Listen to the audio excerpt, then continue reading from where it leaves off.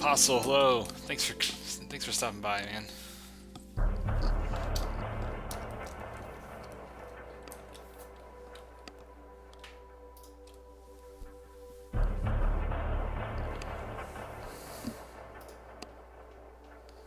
What am I drawing today? Pipe.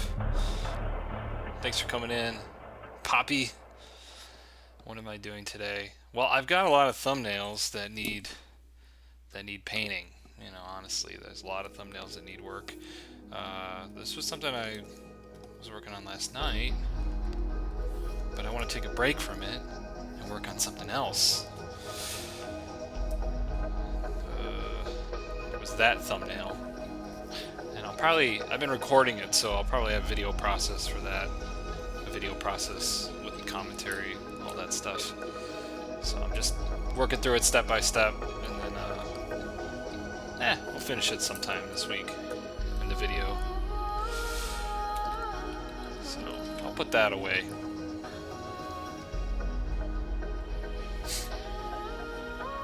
Whoopee! Whoop-de freaking do! How you doing?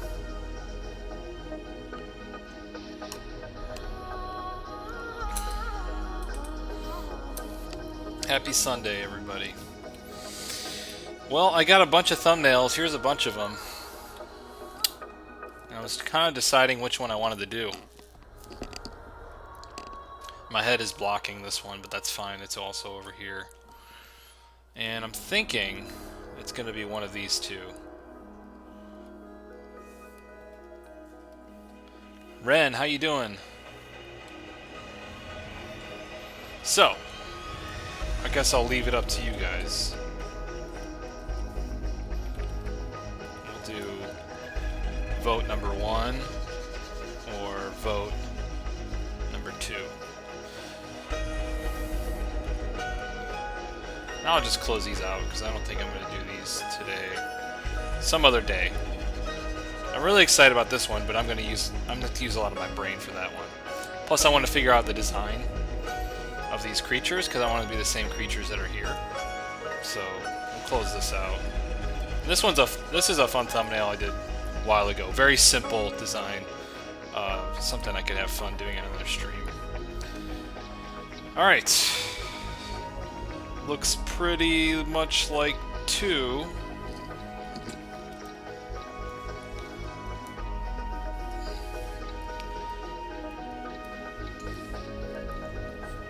And if anybody can tell me what the music is, just bonus points.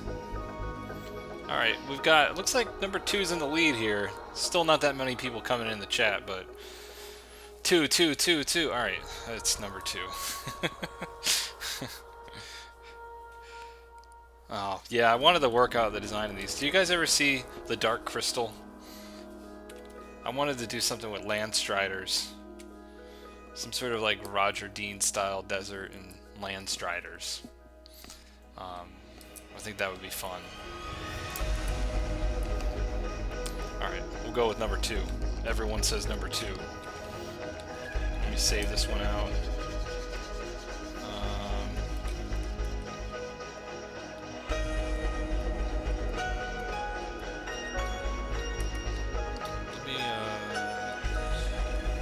Let's save it the desktop. Alright, get that out of there.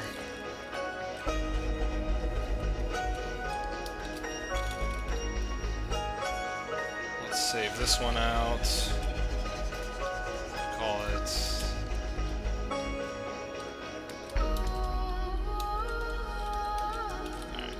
Oh, okay, I already had that one saved out. Alright, number 2 it is.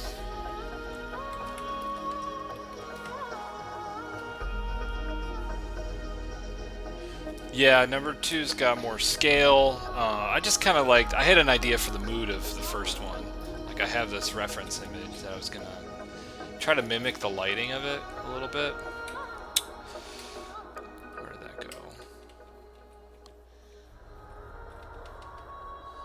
Where the hell did that go?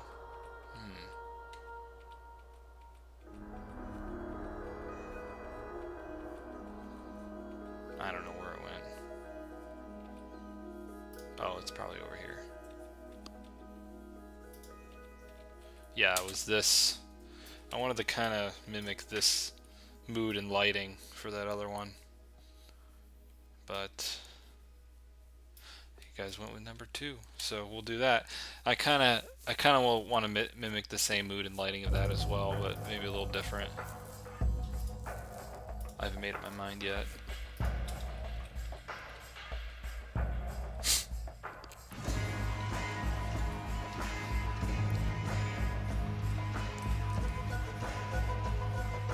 Error, hello.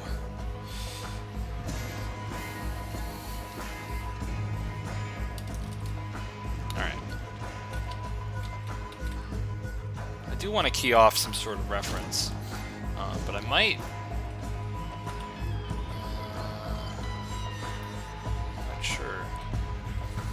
I kind of had like an idea of something inspired by Ralph McQuarrie.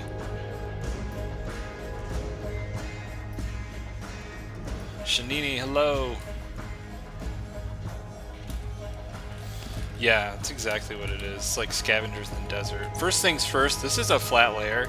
I just painted it flat. I paint a lot of my thumbnails flat like this, and then I just kind of like faked in some, you know, wide angle, or like a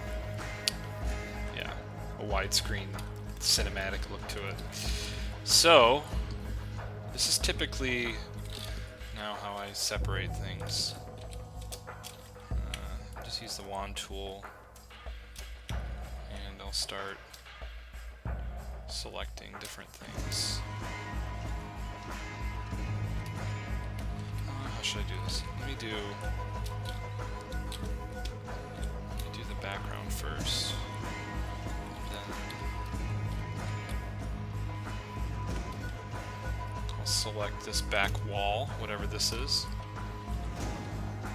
on its own layer, and then I'll select structure back here.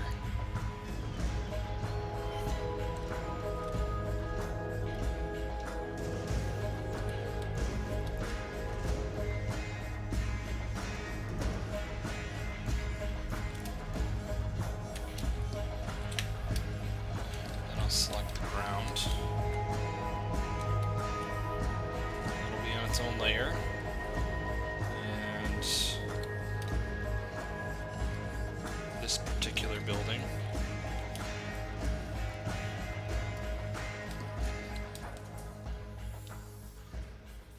Yeah, if anyone knows what the music is, and maybe why I'm playing it, bonus points.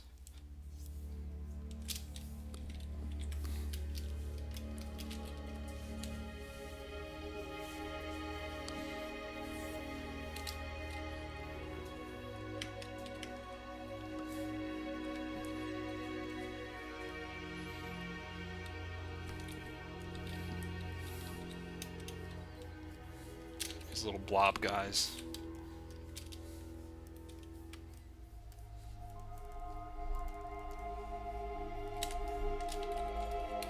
Minecraft? No! I'm not even familiar with what the Minecraft music sounds like.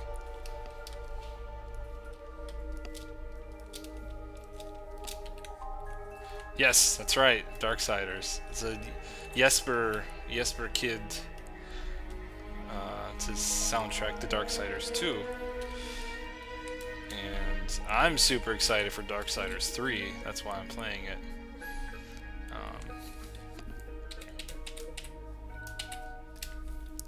That is precisely why I'm playing his music.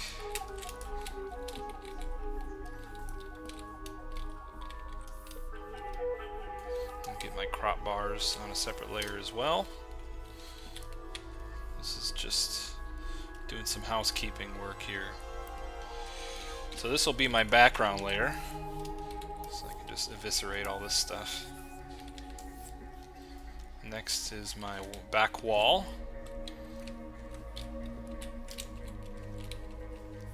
Well, I don't know what that is. It could be mountains too, I'm not sure. We'll see what works.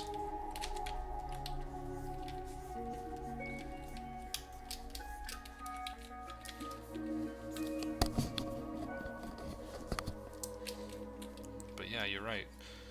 Jonathan Fernandez gets bonus points. Good work.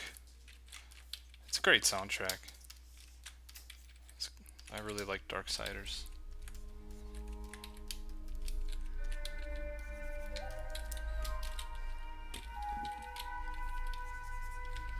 I don't want to clean it up too much. Alright, let's do the first fin building, or the back fin building.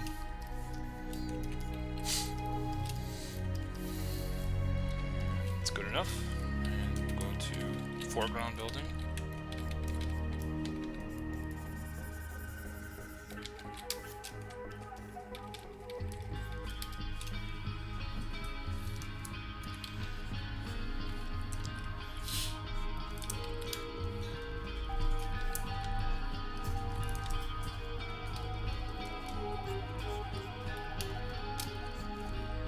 Some sort of block text. I don't know what'll go there.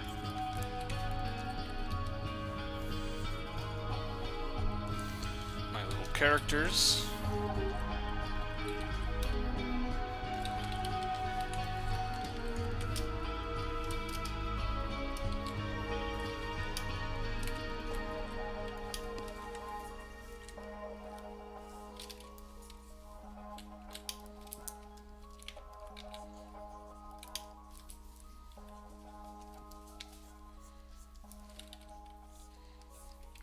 I'm gonna try to keep to my thumbnail as much as possible.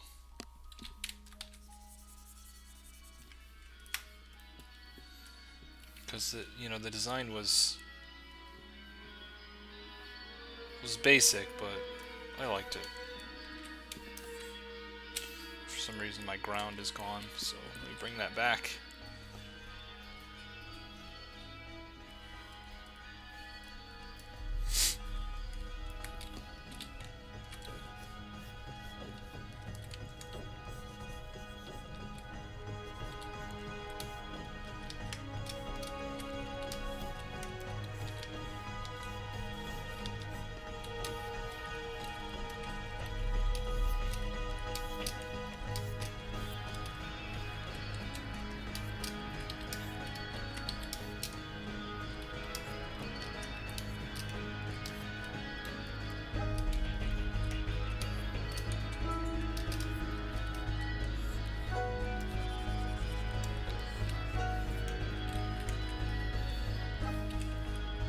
Okay, let me get rid of this black bar here, and then we'll get right into color.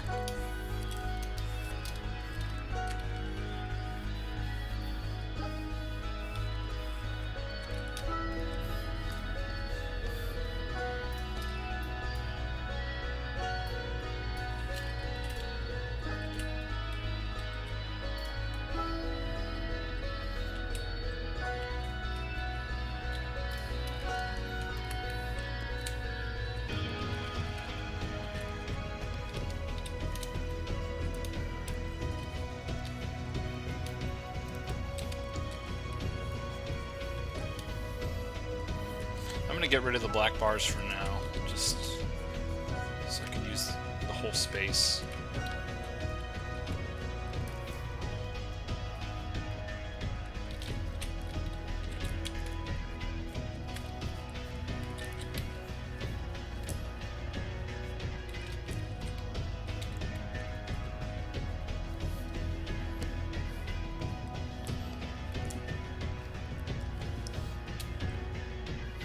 Alright, so for the colors that I'm going to add in, I think I'm just going to use color balance to get me started.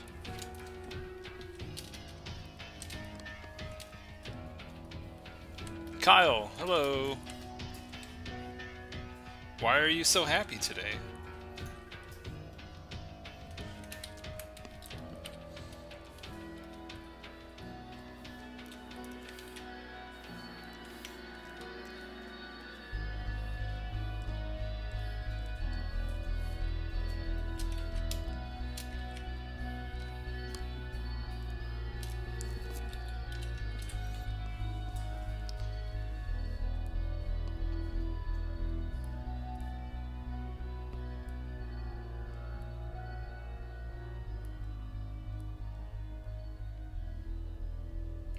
So I want pretty cool shadows.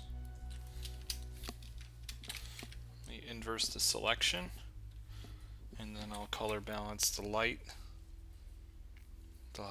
areas. I would like to be pretty warm.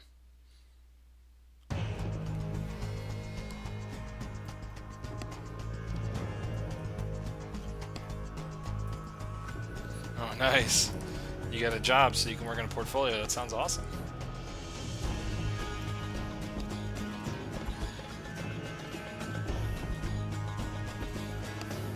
Well, good. Congrats with that.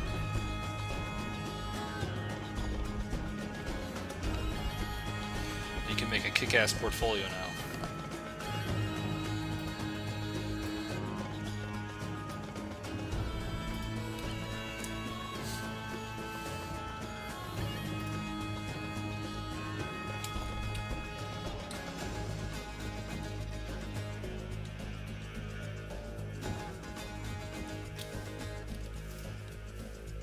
Can I draw some characters? Yeah, I'll do that. Not today, though. I'm doing this today.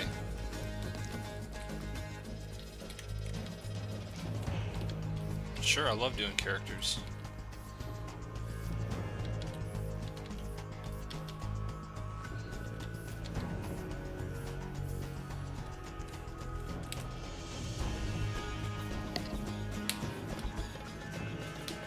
Yeah, Scott Robertson's books, those are pretty good for rendering different materials and stuff.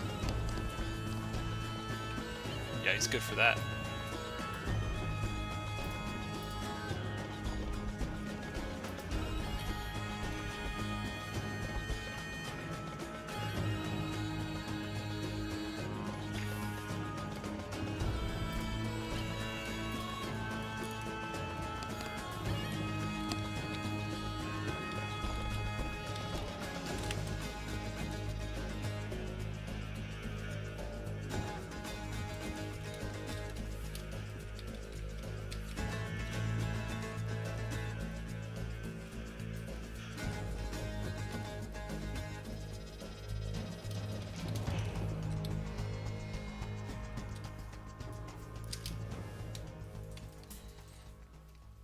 It's good to always keep your original black and white grayscale here, just so that you can see that you're not going off too far off from your original thumbnail.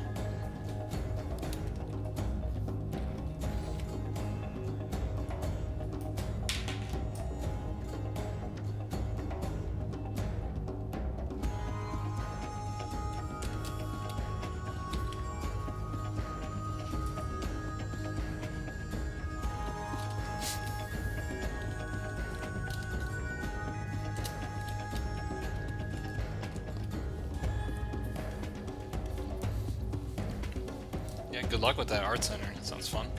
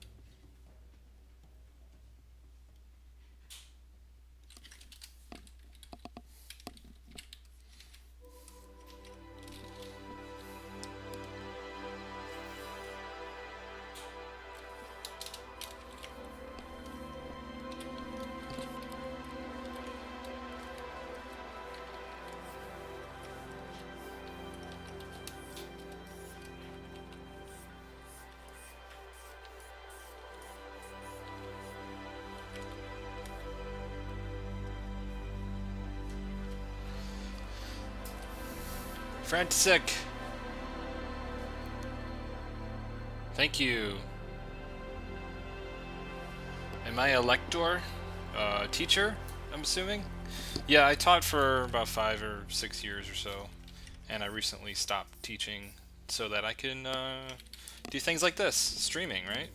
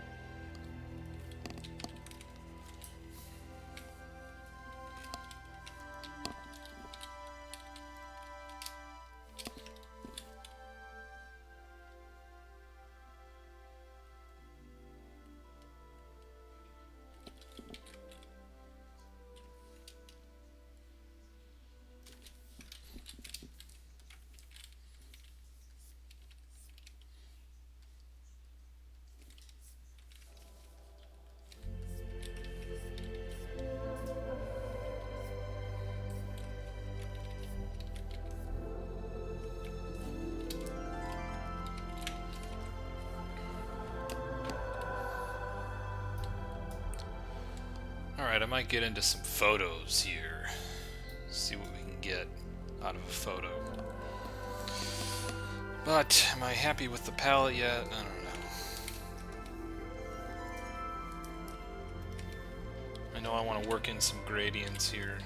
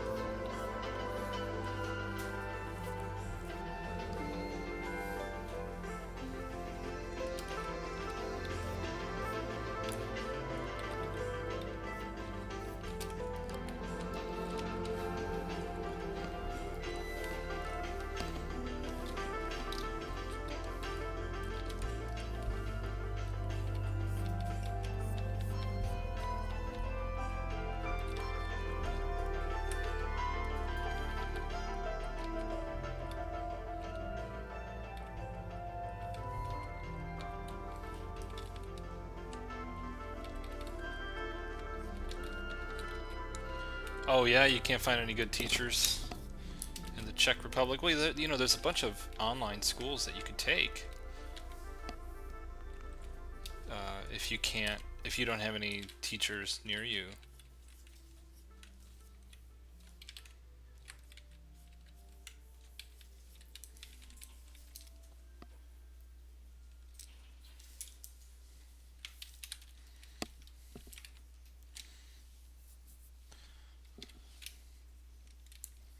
So I need to figure out what this building is.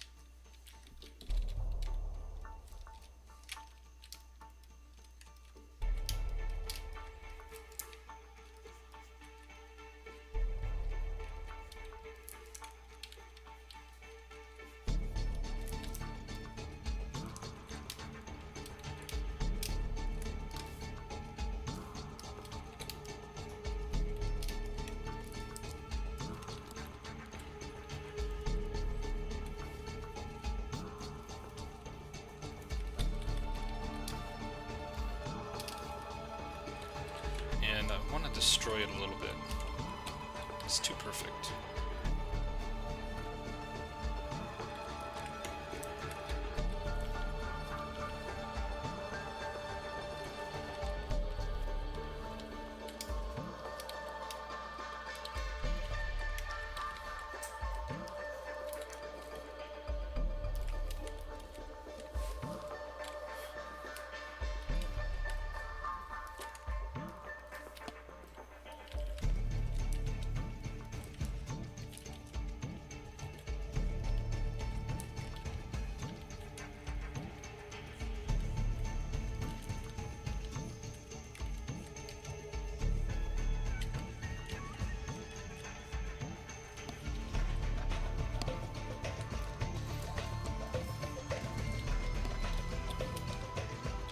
Get some perspective lines in here. I'm not really going to follow them that closely, but I just want to have something to double check. It's maybe just for consistency mostly, not really to be exact. Let's make it red.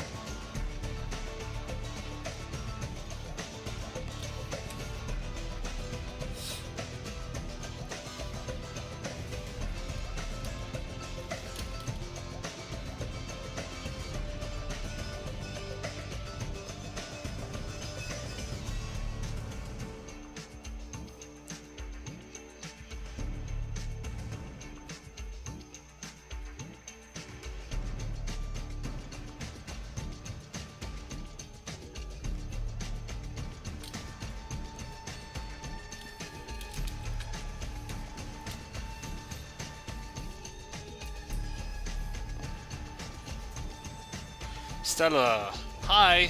How are you? Zinog, how are you? What's the best thing for a beginner to start with?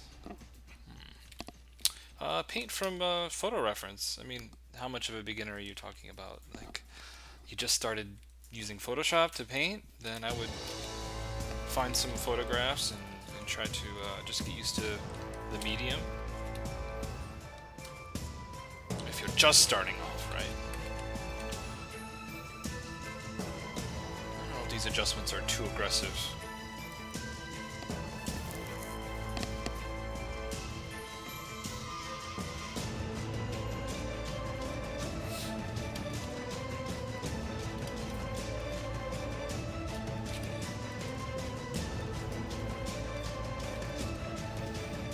Okay.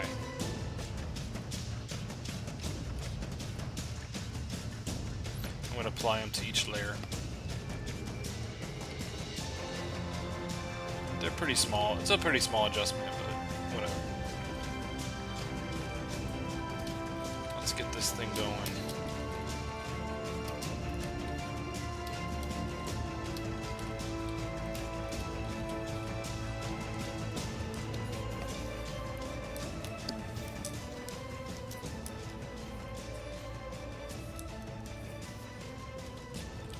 Yeah, black and white is a good idea to start with black and white. Try to understand values. I think trying to understand how to break down an image that's really complex into something very simple. You know, I did a lot of film studies. I've done a lot of film studies, so I think that's a really good practice. You just take a screenshot from a film, a nice shot, and don't just copy it, but try to really understand the composition of the image and how to kind of break things down into simpler forms. There's a lot of really great resources. I mean, these guys are in the chat talking about those resources right now. Might be a good idea to check those out as well and see if it works for you. You know, at the start, you just got to do a lot of the legwork, you know. Look at ArtStation and see what other artists are doing. I think that's always a good thing.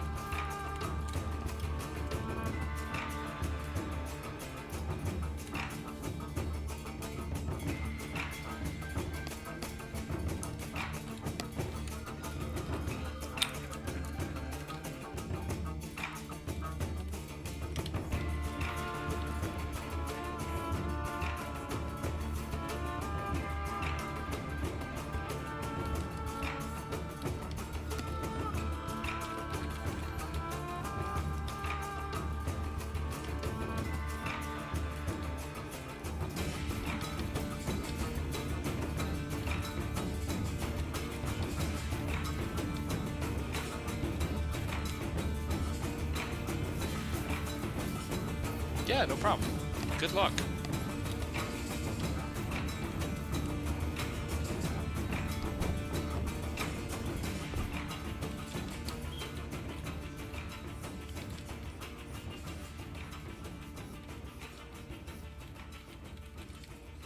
Try to make this thing feel like sand. At least at the start. And then we'll work on maybe making some bits of debris on the ground.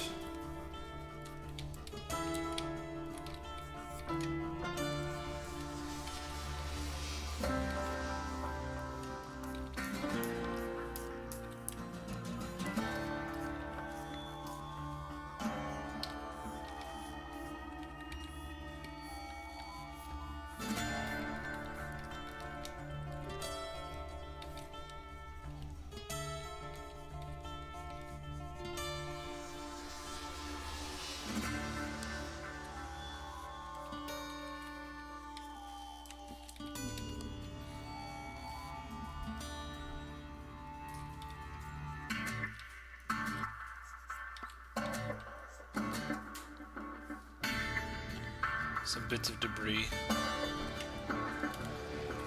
What are the red lines I'm using? These are perspective lines.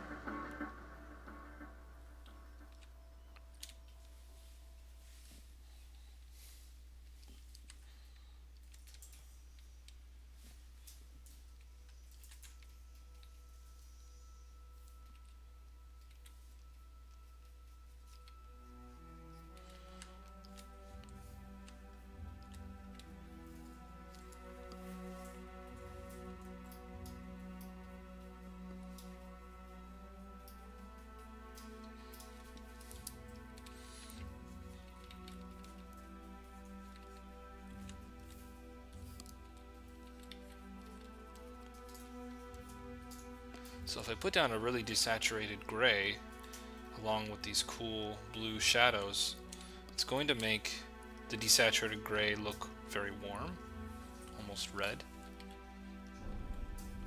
So these could be their footprints, maybe some debris that's been scattered.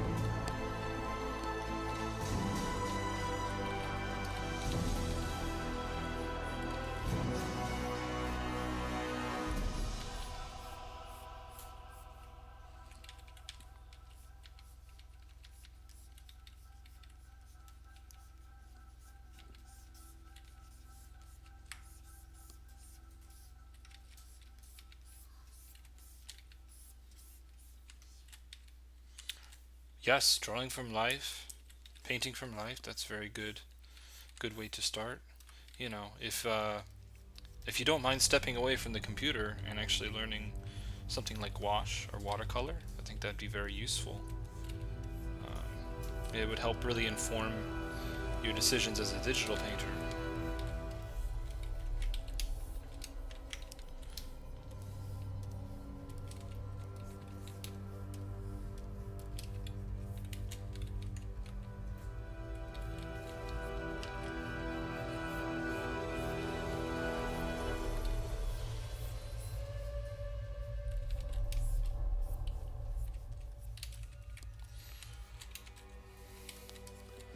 Let's see, what about some clouds?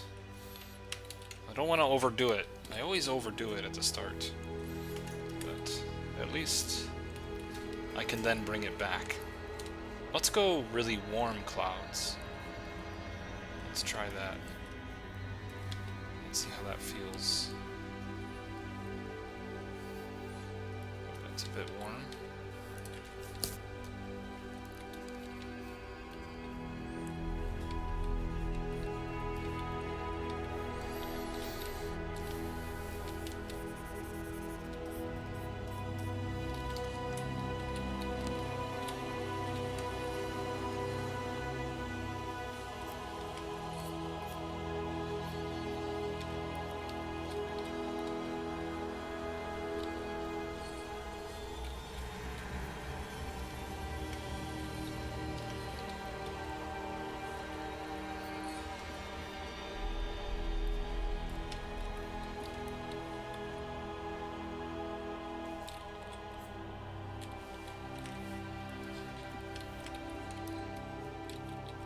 Just treating it like I'm blocking it in. Then I can shift it around and see where I want it. If I want it at all, I'm not even sure if I want it. Hello from Maryland! Jason, how are you doing?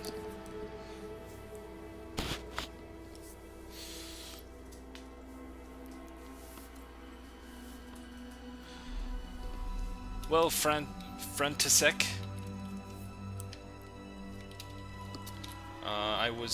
I'm going to do mentorships, a mentorship program for digital painting, concept art, stuff like that.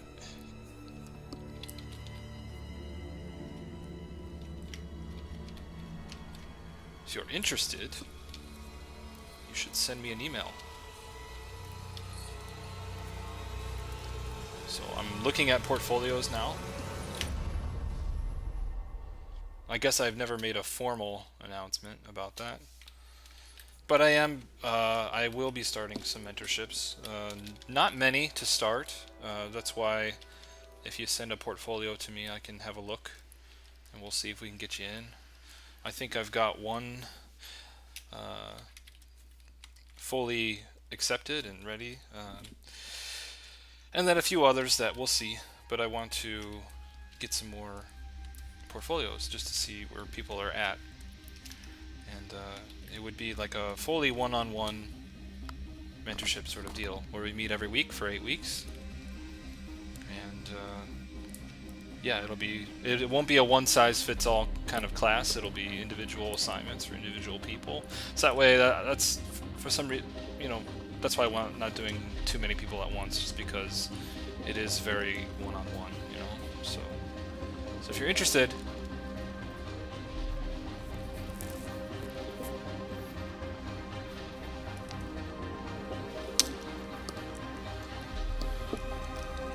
yeah, so it's something I haven't done before. I've been teaching for so many years, but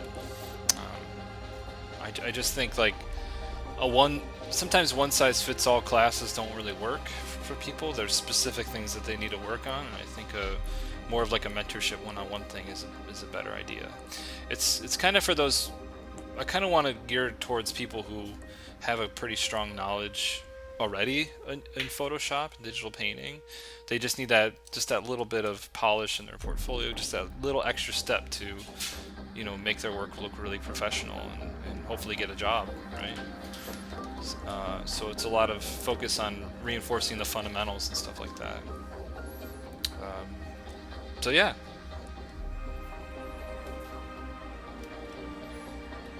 Great Lord Baal, what up? So I've started with some people who have asked me. I've got a list of people who've asked me in the past. So I'm starting with them, and then I'll always be accepting more portfolios if you guys are interested.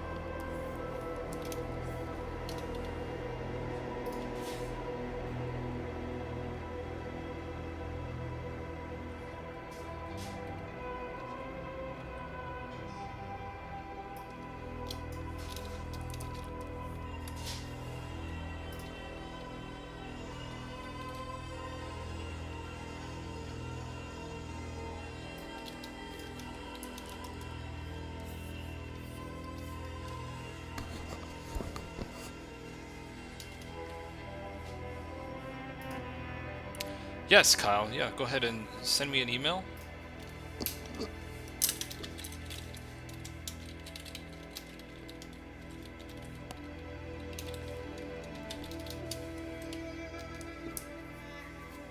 Uh-oh. That would... Yeah. Well, you got it. That didn't really work out too well.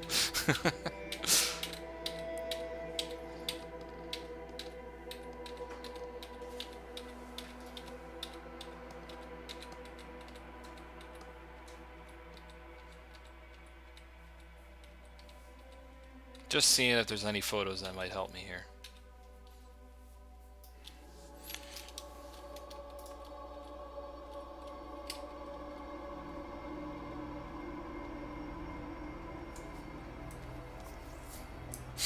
Oh yeah, this one.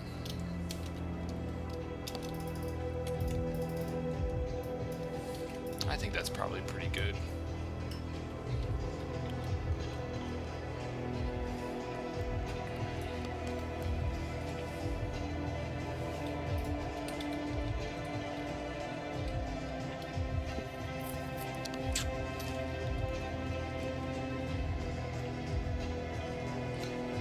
Yes, that's right. You can send me an ARTSTATION link. That's fine.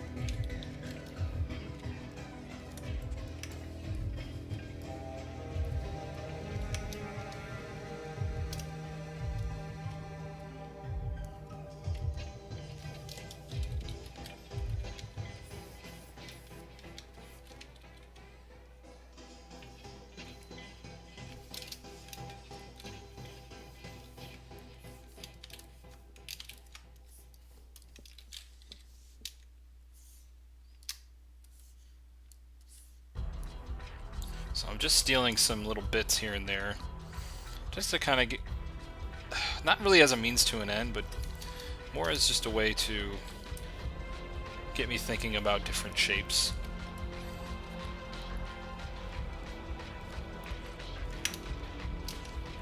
You know, And if the photo sits nice, then I'll leave it. But I just want to get thinking about different shapes. Maybe what this thing looks like underneath its shell.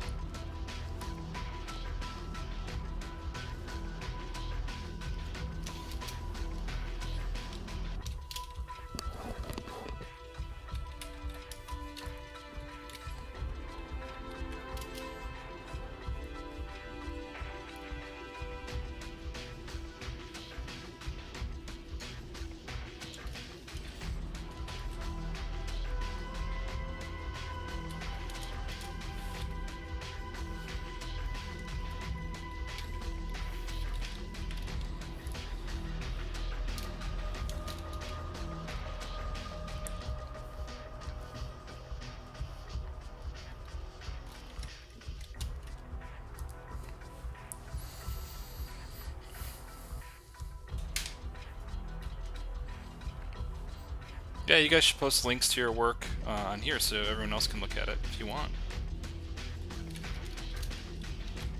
Oops.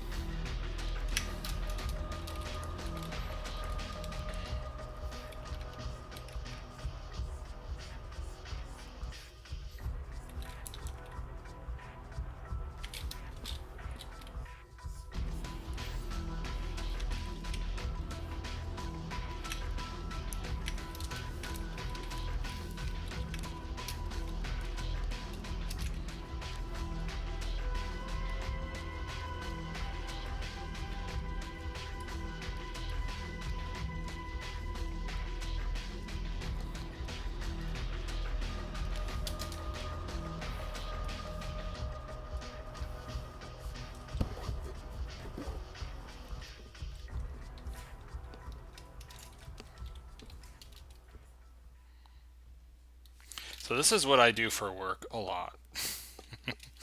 That's why a lot of my personal work is just painted. I don't use photo, but this is so much faster, guys. This is just so much faster to get something down. And it's getting me thinking about the design of this thing,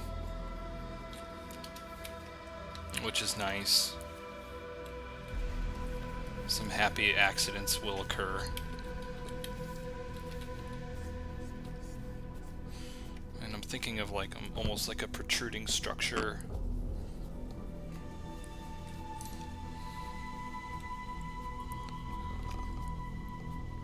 But I need to be careful not to overcomplicate this thing.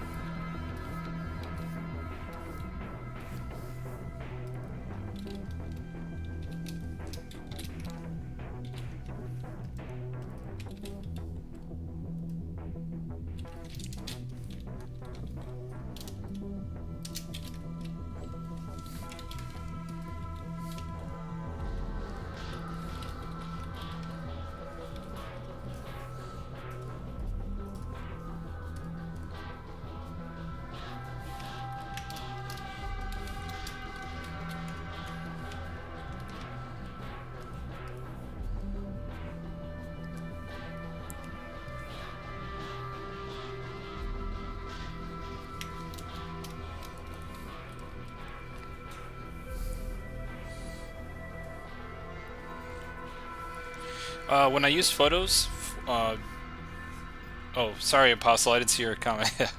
Yes, a little bit like Journey. Yeah, when I use photos for work, most of the time, like, the stuff I'm doing at work is really just for internal use. So many of the paintings and stuff that I do will probably never be seen publicly necessarily. So it may not even appear in an art book or anything like that. So there's really no worry about it in that sense. Now, if it is something that I'm going to put in an art book or will be appearing in something like that, a lot of the images that we would use are maybe from CG textures or something like that, where it's all royalty free. Also, the way that I use photos, I use them in a way that when you see the image in the end, you really won't even notice what photo that came from. Even if the original photographer saw it, they probably would have no idea where I used it, how I used it, or if I used it. So it's never really an issue. It's never really been an issue because I don't really just leave the photo as is. I kind of do a lot of adjusting, right, to make it fit into the painting. I do a lot of painting over. So I particularly am never worried about that. Like, I'm not going to leave this as is, right? I'm going to do some painting over. It's going to be pretty subtly put in there in the end. But I'm seeing this particular one right now as like an underlayer.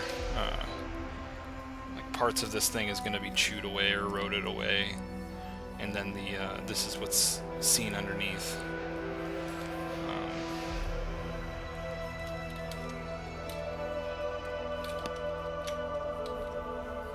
This is quite small, actually.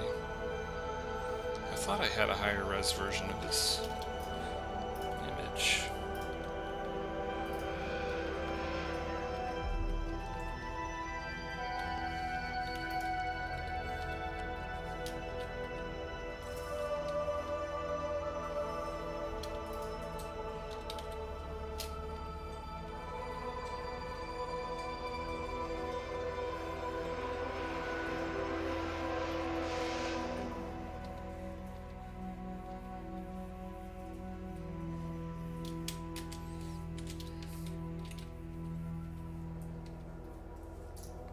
So yeah, it's never really a problem using photos.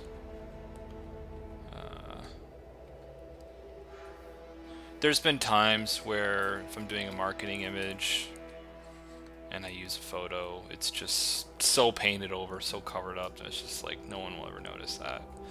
What gets... Usually in games, what gets people crazy is when you make a fake company or a fake logo.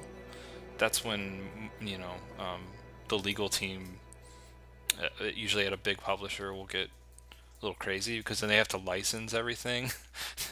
You know, you have to like license everything that you paint or that you put into a concept, even like fake logos and stuff. Like, it can't be anywhere near some other fast food joint or like some other restaurant or any other company.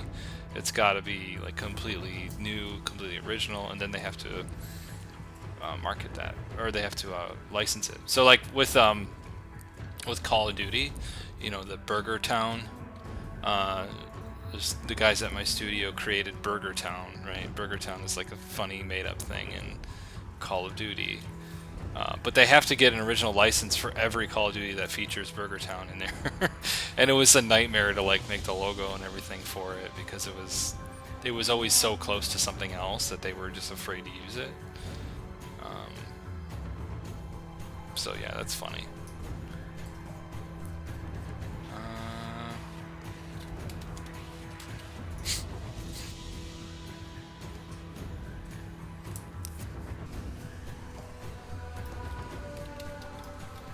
Sorry guys, I was just in the other monitor looking for some images.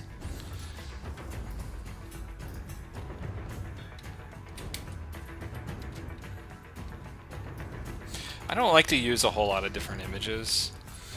I actually like to use the same image over and over again. Griffey B! How are you doing?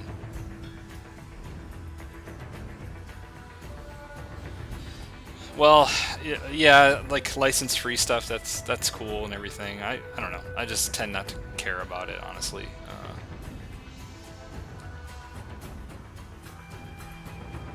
Yeah, Apostle. Like sometimes if like you put a photo in there and you just kind of leave it, then somebody might notice it, right? And then it's a problem. But like, just I don't like to use photos in that way, where I just take a photo, put it in image, and done.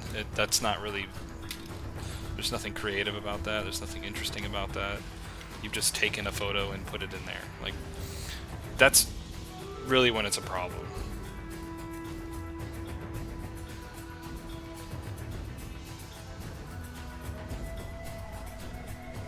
I just want to get that in perspective a little better. So I'm matching the photo up with the perspective lines. Like so. Just so it all feels natural. And then what I can do is I'm going to put a mask on it, invert the mask, and then pretty much everywhere I want to chew out the structure, I can show the underside, the underworkings, you know. So I need to get the shell to feel really nice now.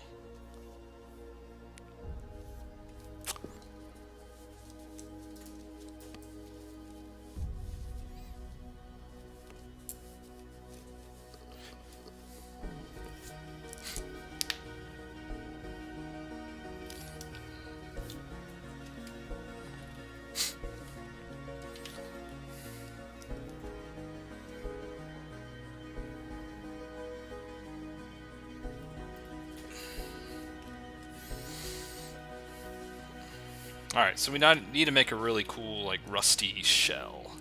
And I was using this, I really like this photo here as a texture, but it's so low res.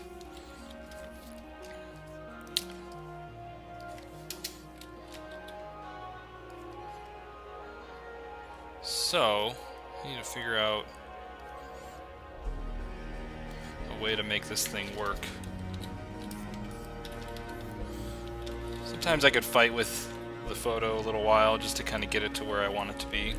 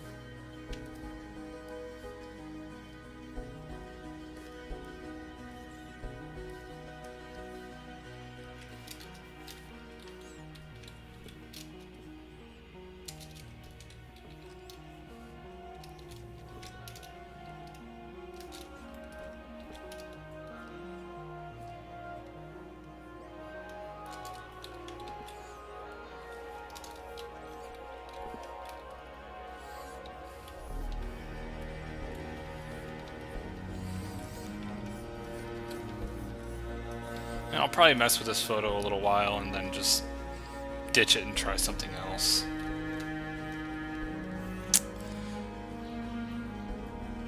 Which might as well collapse it and then just...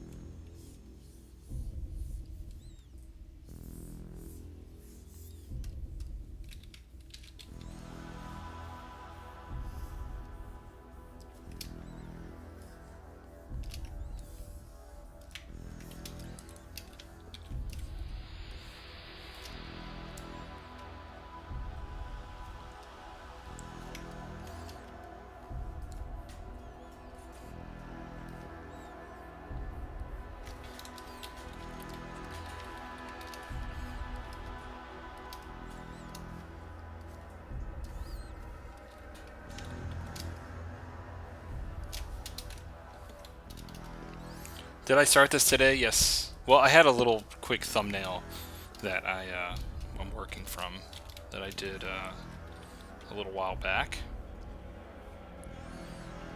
So I do several black and white thumbnails throughout the week. And then I just, if one of those I really like, I end up continuing to paint on them and finish them up.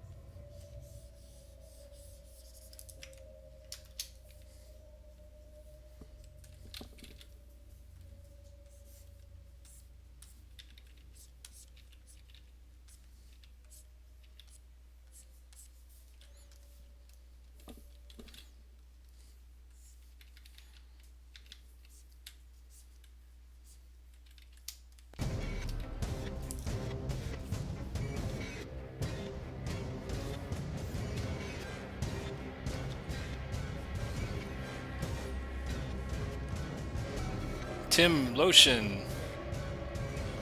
Lotion? I don't know how to say your name. This is Jesper Kid's soundtrack to Darksiders 2. Because they're making a Darksiders 3. And I'm super hyped about that. So that's why I'm playing it. And it's an awesome soundtrack. And Kentucky Route Zero is a game that I've wanted to play, but I keep telling myself, I'll just wait till all the episodes are out. But that's been like 2 years.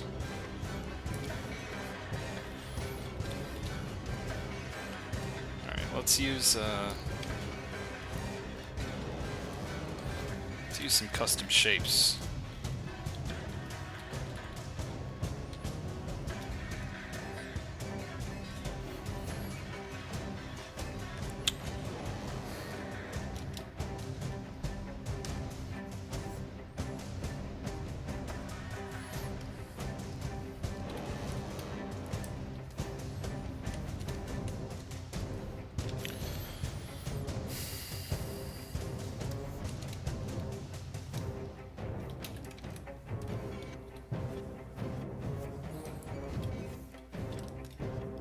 Lotion.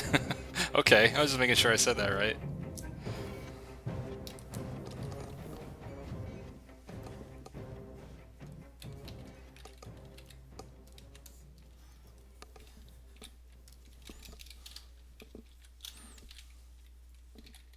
Alright guys, I'll be right back.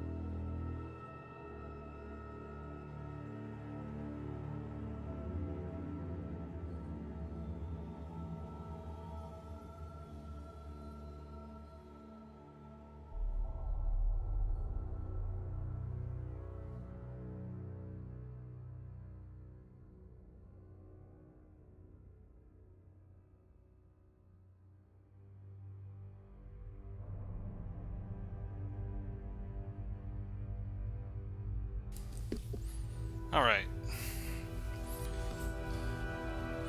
Let me take a step back and look at this thing.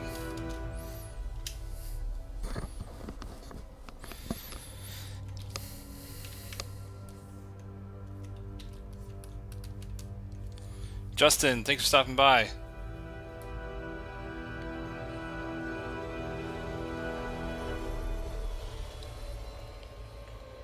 You guys can chat about whatever you want.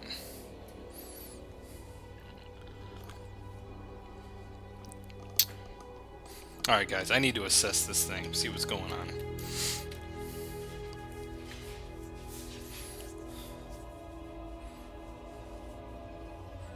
No, just for a minute. I'm back.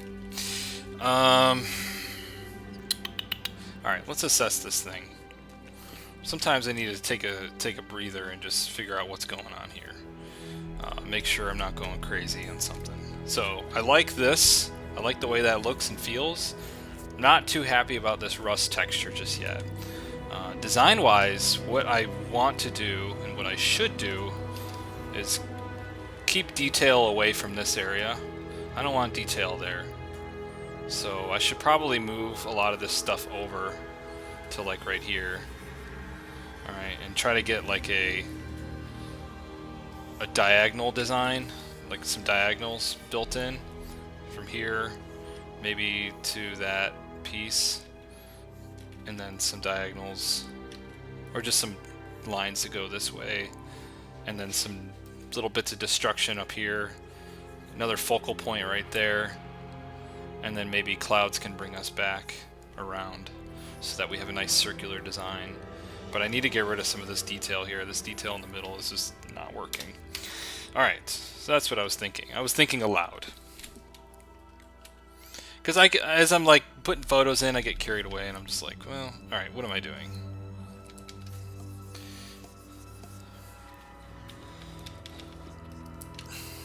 This thing, I don't know what's going on with it just yet.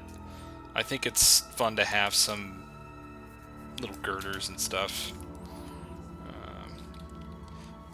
And it's the right perspective. Maybe I can just delete the... Ugh. I don't know. I don't know how I feel about that just yet. Let's start simple. Let's get this rust texture working. And the underside. I want it to feel more patchy, patchwork. And there's a photo texture of this car. That's pretty neat. It's always the thing, like when I'm looking for different photo textures, I go to those royalty-free sites, I never find the thing that I want necessarily. So I'm always like disappointed by my searches, and I just end up going with some low-res image I find online because it just works better.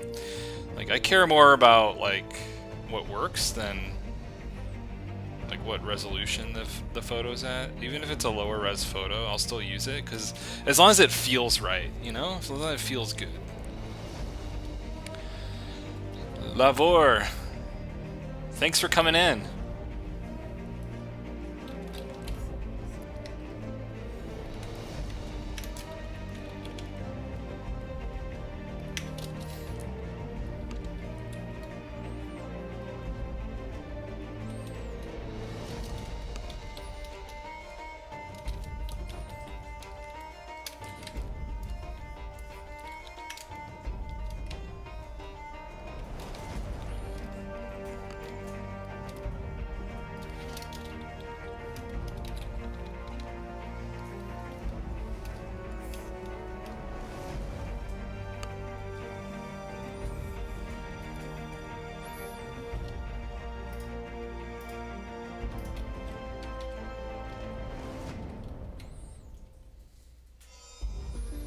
Eating wings while watching my stream? Good. I love chicken wings. Should have that for dinner tonight.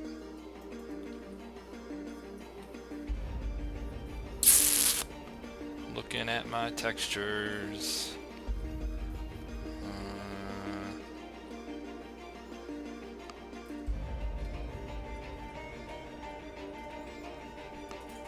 Not seeing what I want.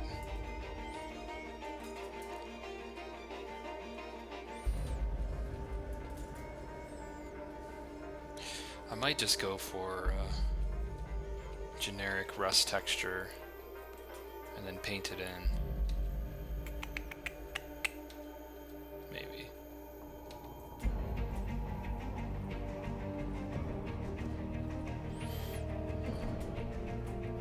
Yeah, this is a nice,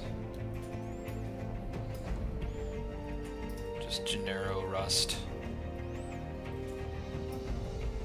It's a nice abstract.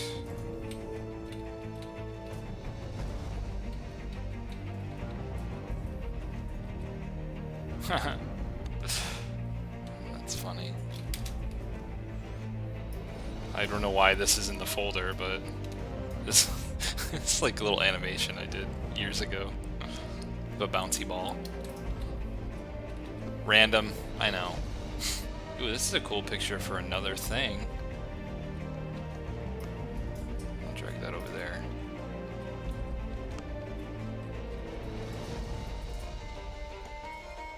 I think I'm okay with these images for now.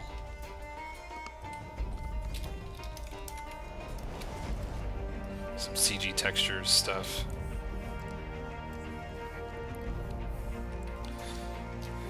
Photo bashing today, a little bit, yeah.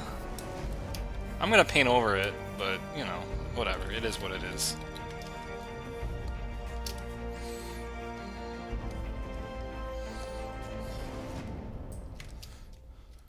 It's important that even if you're just stitching a photo in there, you make sure your photos are all in the correct perspective. It'll just look off if you don't. Even though it's a flat texture, everything needs to be fitted into perspective. So I'm just going to just keep copying this photo over and over until we get like a nice base texture.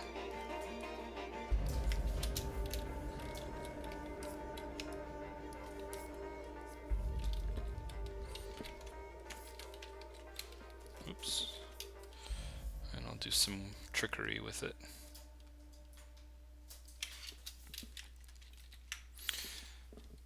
All right.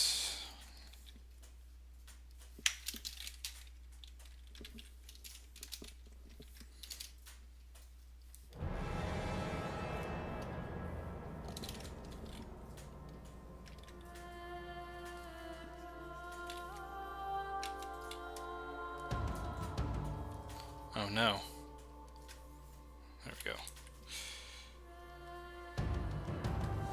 Good question. How do you moderate between your mental shape library and the level of detail you keep in your paintings feeling loose?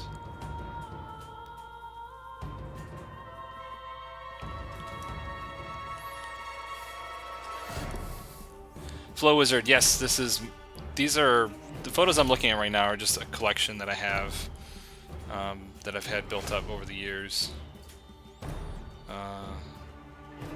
Last night I just went through and reorganized all of my photo references that I've had. It took me like an hour because they were all disorganized. So that's kind of why I'm thinking, oh, let's do some photos today, because I actually spent the time and did all that.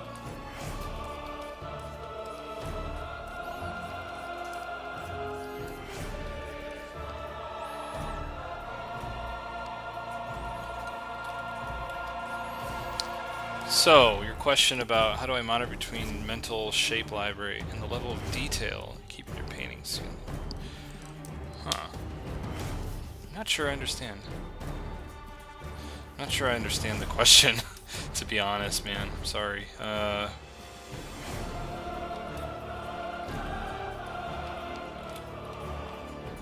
Do you have another way of rephrasing that, maybe?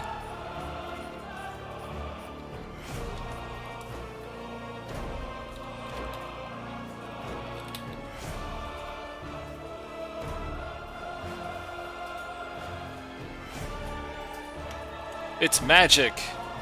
It's magic. Lol. He just says lol. He or she. That's it. Well, lol to you, I guess.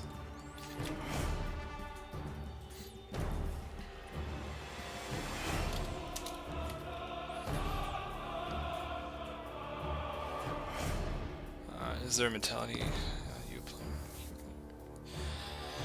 Yeah, in terms of like keeping a painting loose, I think it's just all depends on where you keep it painterly and where you keep it detailed.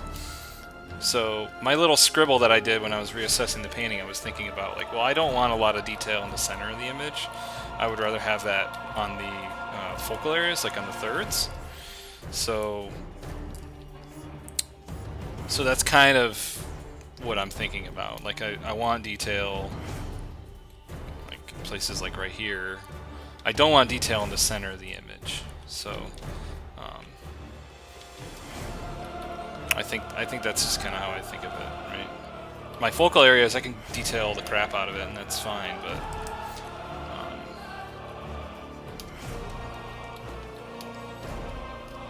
I need some space, some room to breathe, you know, for the image to breathe. I can't just put like detail everywhere, then it's just going to be too noisy. And I always run the risk of making things too noisy all the time, so I'm always kind of making sure that I'm not doing that.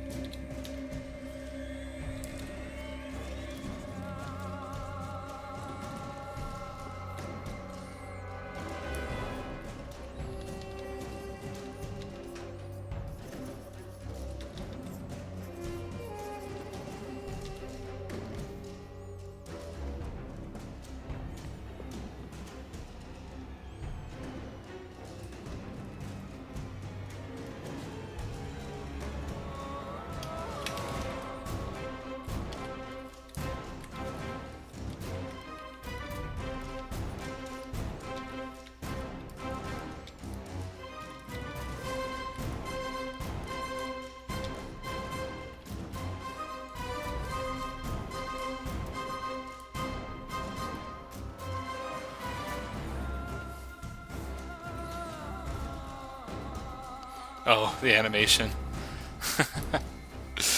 Yeah, it's like the worst bouncy ball animation. It's like the first thing you learn in animation, the squash and stretch kind of thing. I don't know. I think that's when I discovered you can animate in Photoshop. So I was like, oh, cool. I'll make a bouncy ball. Because what else would you do?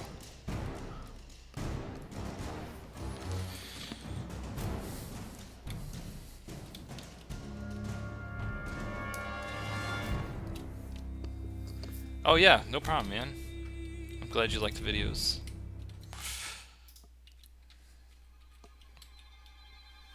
Alright, I probably have enough stuff to continue this painting. I don't want to look at any more photos. I'm tired of photos. Alright.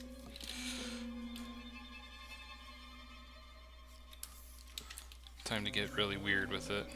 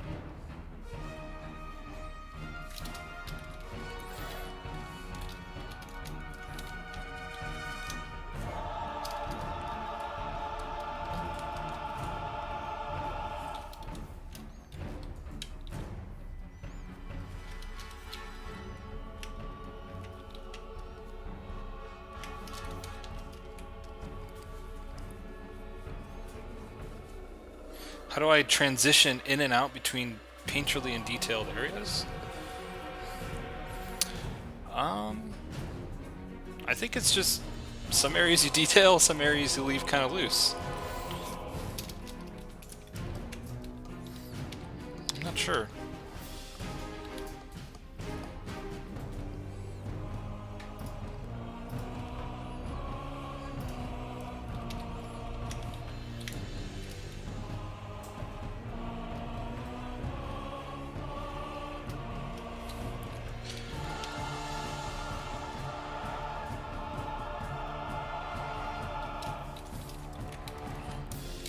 Yeah, I just kind of detail, like, I think it just depends on where you detail and where you don't, and that's pretty much it. Like, how you decide to paint in terms of detail, that's totally up to your, you know, your own methods, right? I could detail by painting things out, I could detail by throwing a photo in there, I could detail, you know, I guess by doing several things, so it just depends on the artist, really, and what their tendencies are.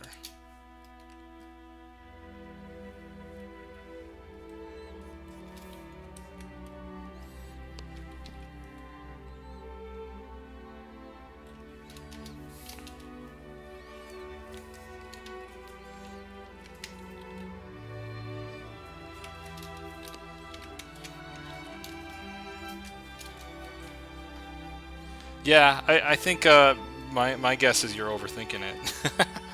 just no fear, man. Just get in there and do it. As long as you're cognizant of the, you know, too much, you know, adding detail in the wrong place, or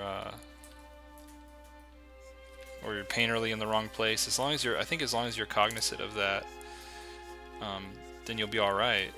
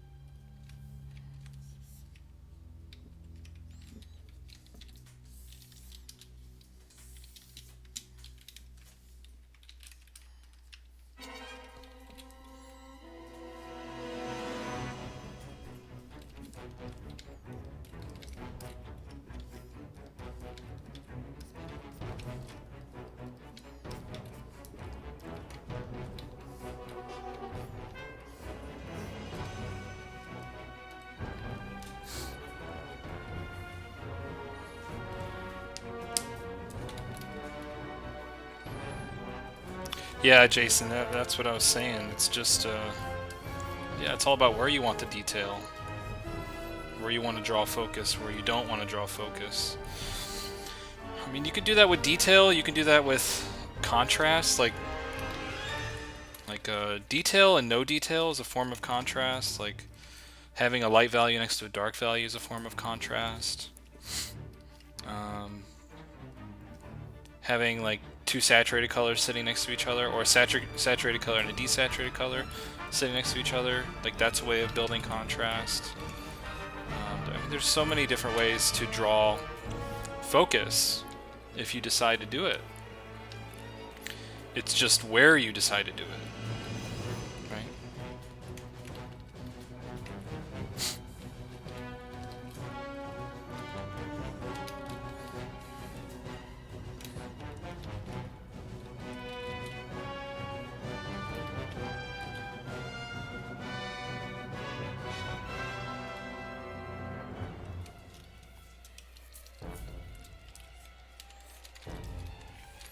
Alright, let me refine these.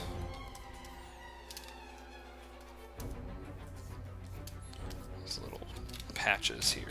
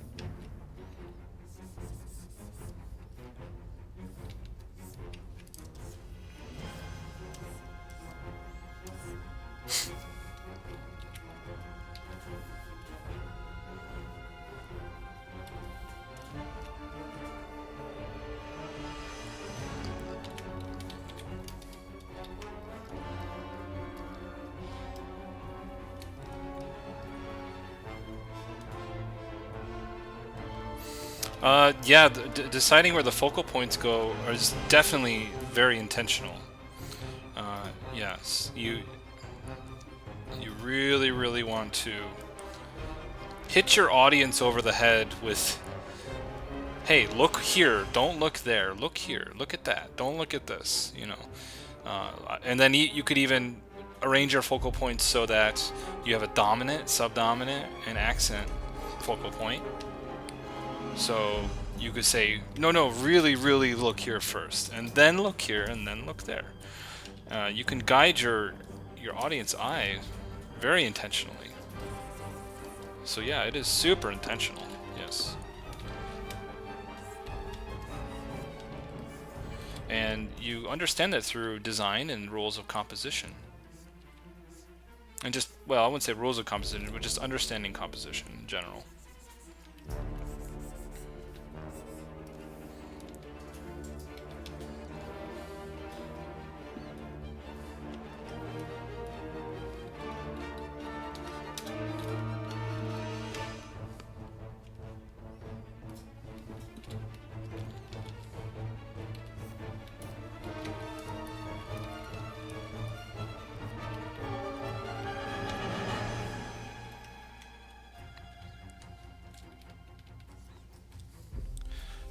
Oh, you like the Gumroad video as well? It's magic. I'm glad you like it. I hope to do more in the future if I have time. Like actual proper Gumroad, not just, hey, here's my brushes and let me talk about brushes. Like an actual real something to say.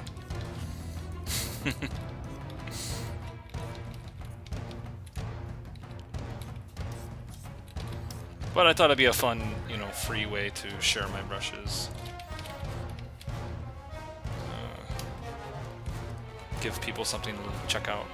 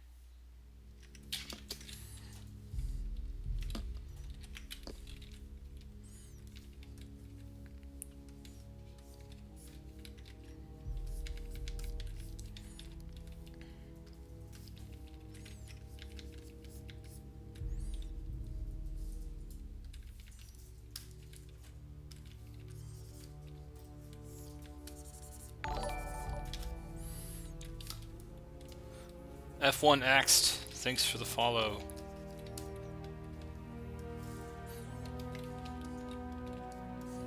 Definitely appreciate it.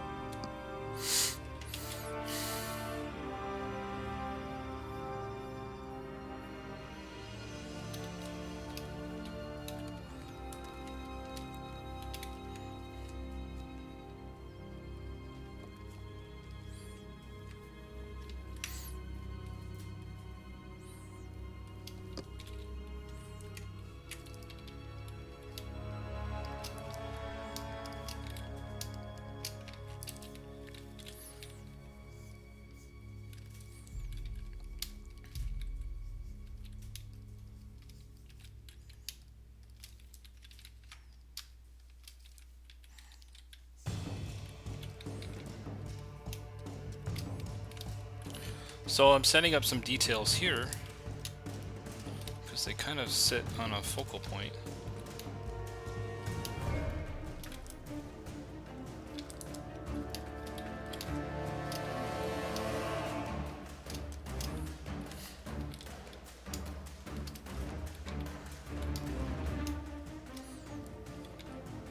And I could show that some panels didn't completely fall off. They're about to, though.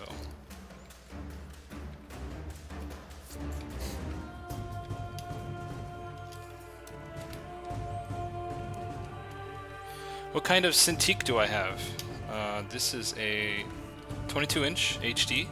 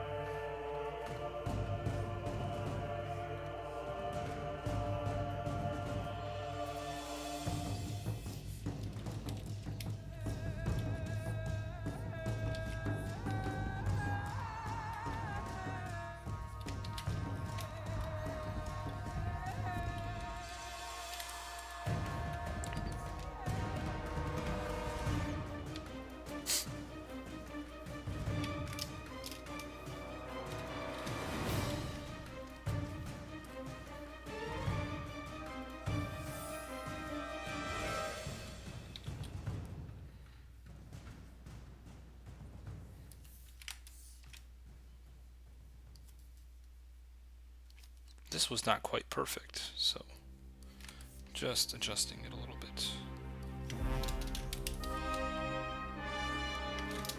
Sometimes they just throw things in there haphazardly.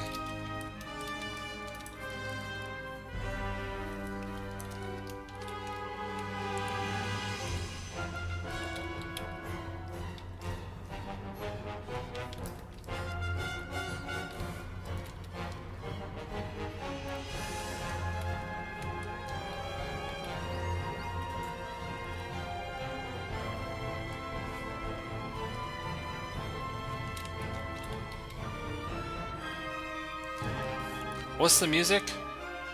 It's going to Darksiders, the first Darksiders game. Soundtrack's not as good, but the second game is very good.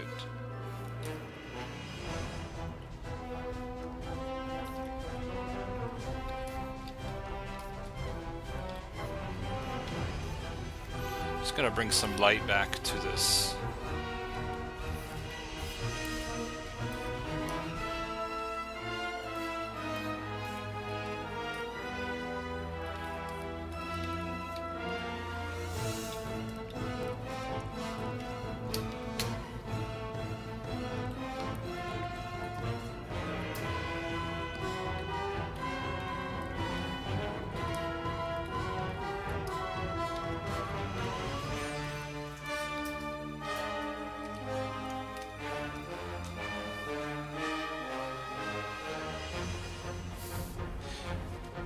Tat to Eric. Thank you. Did I build a skeleton ship, or are you working from an image I found? I found an image. A section of the image had this pattern in it. I really liked it, so...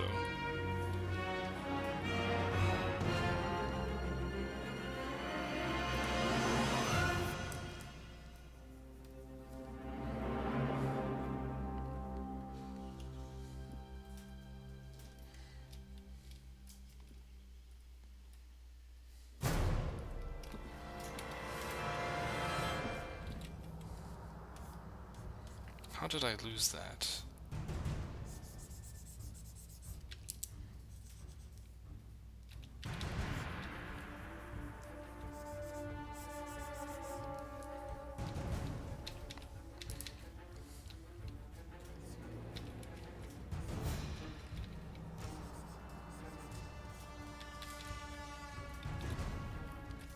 I wonder.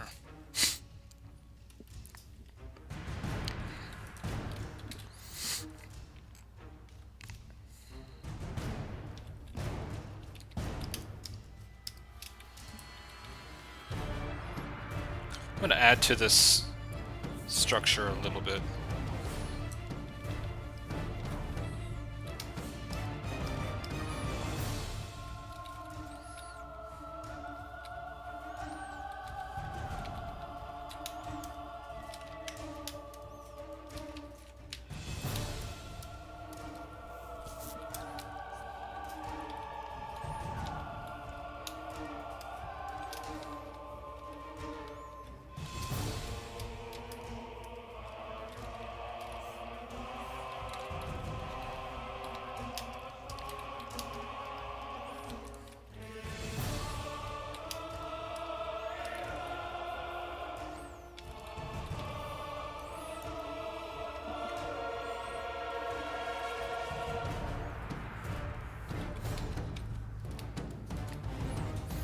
John Way, how you doing? Have I contributed to Imagine Effects before? I had a small feature in it in the very first magazine.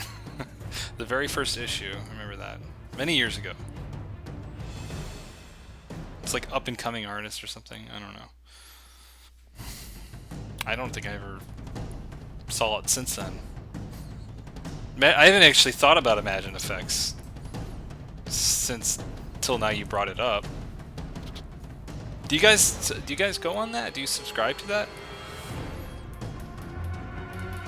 Is it still a thing? I don't really go for that. Oh, you do?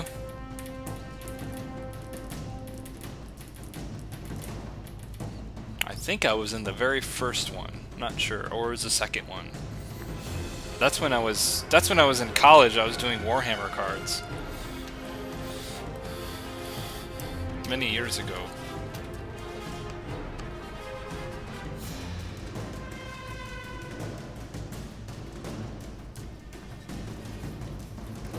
How did I learn my fundamentals? Man, like it's hard to say because like I did go to art school, but I don't think it was the best education. A lot of it I had to learn on my own, either through other tutorial videos or on my own, just like looking at other artists, other old masters, stuff like that. Trial and error, a lot of that. I just do it a lot, and then I just look at it and say, okay, well, where did I go wrong? That's, and I'm a slow learner, so you know, years and years of that. I didn't go to the best art school in the world. In fact, I don't quite, I don't know. I think if I had to do it again, I don't think I'd ever go to an art school. With all the awesome resources that are free right now.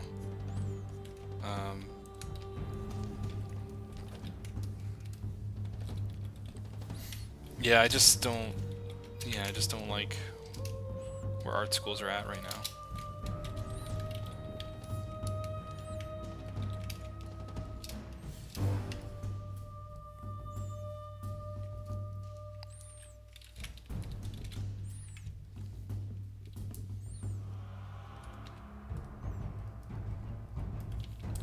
I don't know. There's good art schools out there. I'm not saying they're all bad, but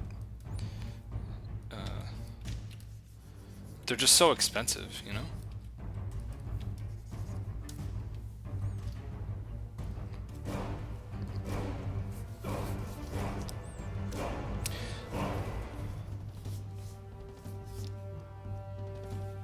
Will this be uploaded and saved to a channel so you can watch it later? Yes. Yeah, if you have to leave, go ahead. I'll see you next time, hopefully. But yeah, this will be on YouTube. Chris Morris.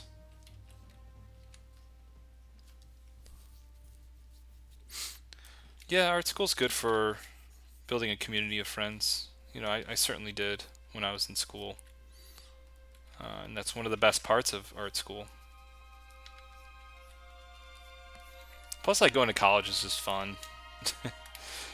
It's just fun. It's just a crime that it's so expensive. I was lucky to get a pretty nice scholarship, and I didn't go to Art Center or Ringling because it was so expensive. I went to a much cheaper school because I got an awesome scholarship there. Still had to pay student loans when I got out because I didn't work the whole time. I didn't really work much at all the whole time I was there. So living expenses I got paid for on student loans, but I got almost pretty much a full ride.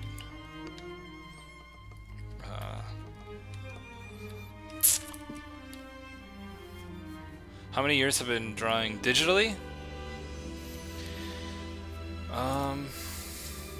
Digitally since Photoshop 6, I think. I was in high school. I learned Photoshop 6, not CS6, but 6. That's before all those. You're doing schoolism? Schoolism's really good. Yeah, I think schoolism's great. A great way to learn. I'm actually doing schoolism too.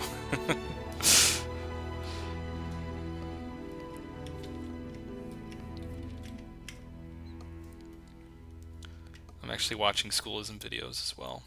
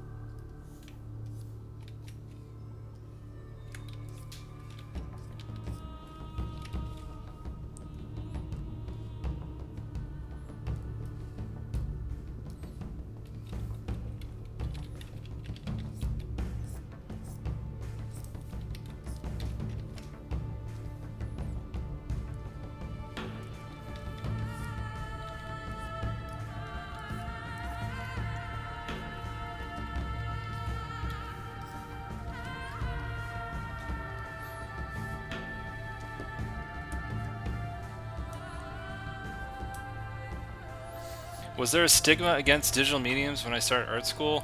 Yeah, there was zero digital painting anything.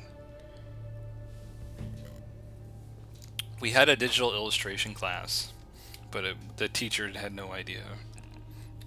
I don't think people didn't. Nobody really knew how to use it. In fact, I never took that class. Because I just only heard things like, yeah, they're so behind, they have no idea. So I was like, well, I guess there's no point in taking that. Might as well get Gnomon DVDs and learn that way. So my friends and I, we would each buy a Gnomon DVD and then share it, pass it along between us, and that's really kind of how I learned a lot of my earliest digital painting stuff. So, what layer is this? Alright, my layers are getting all crazy. I need to start organizing them.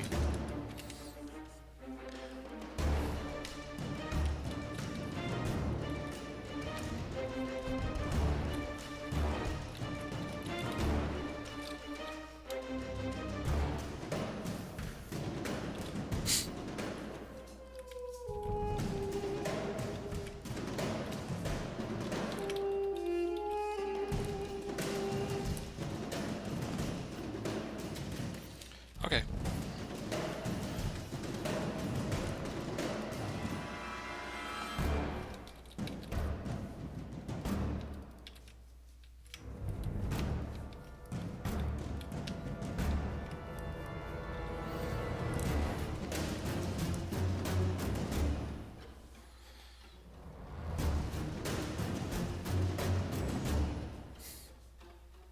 Rillo. Bye-bye. Thanks for coming in.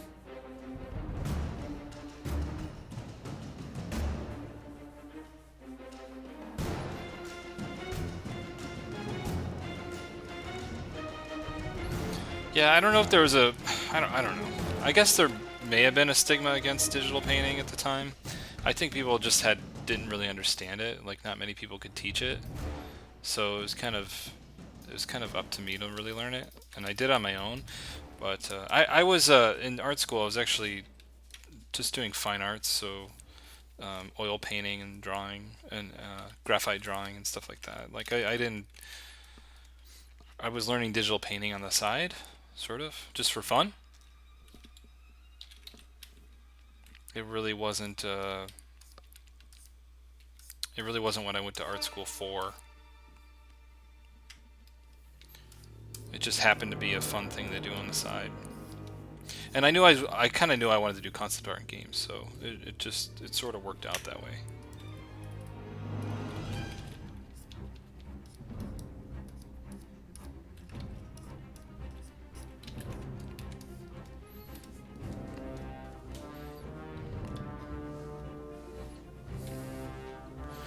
Not sure how I feel about this.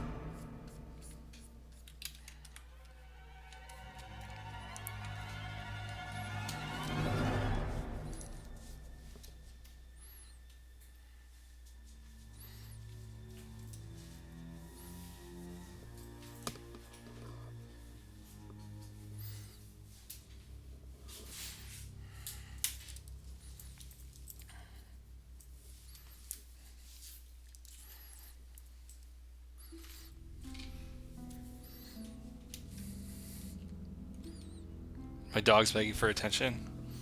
Let's see. Mochi, come here. Come here. Come here. Oh, hoo-ya. There he is. Oh. Oh, he's so heavy. He doesn't look heavy, but he's like over 30 pounds. Mochi. His name's Mochi. It's good to take a puppy break once in a while. Wait. He's like, what is going on? I know what he wants. He wants food. Treats. Alright, we'll take a puppy break. What do you think, Mochi? What should I do? He just says it sucks. Oh, he's a harsh critic. Okay, go lay down.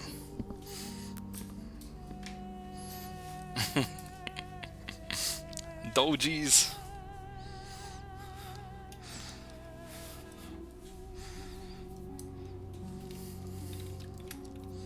They're just the best. Alright, let's move on. I kind of didn't like the pattern of the side all destroyed. I think I wanted to... It just seemed too... I don't know, in one spot. So I put a vertical in there. Well, let that sit. I'll move on to something else. And we'll see. We'll see what goes on. I don't think I have the scale down yet in this just yet, so that's something I want to work on.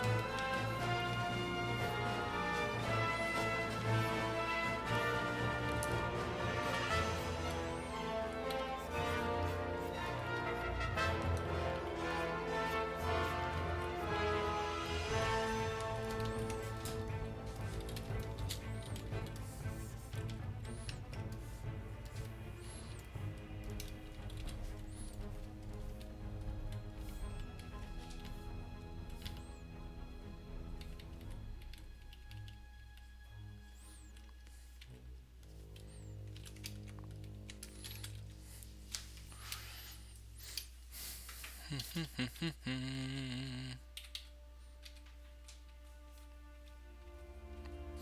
knew I had a good desert ground somewhere.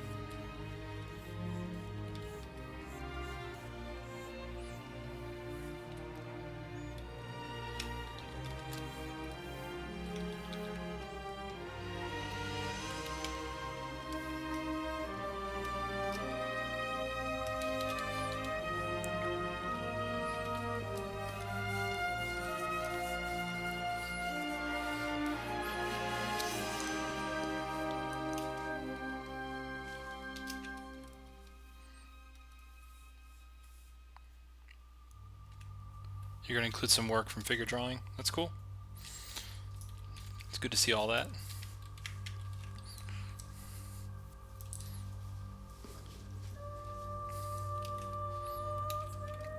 Alright, let's take a look at our thumbnail here. Let me put our black bars on.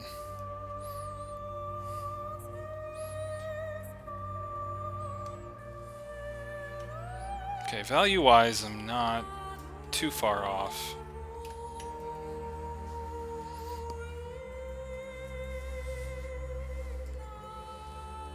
This should come down a little bit.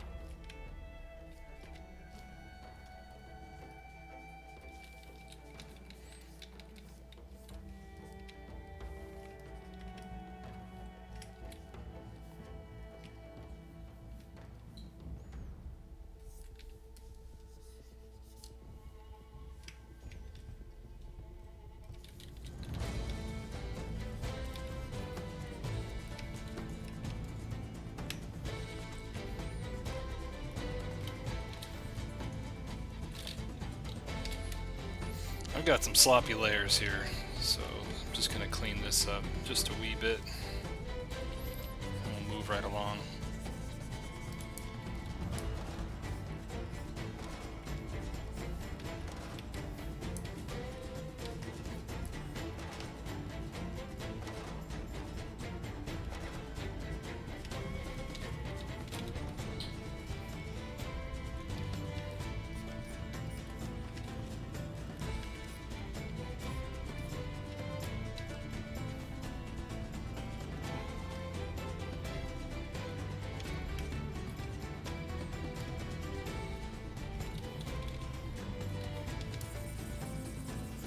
When I got all these layers and masks, things really do get confusing. So I'm gonna just be happy with it and move on to something else for now.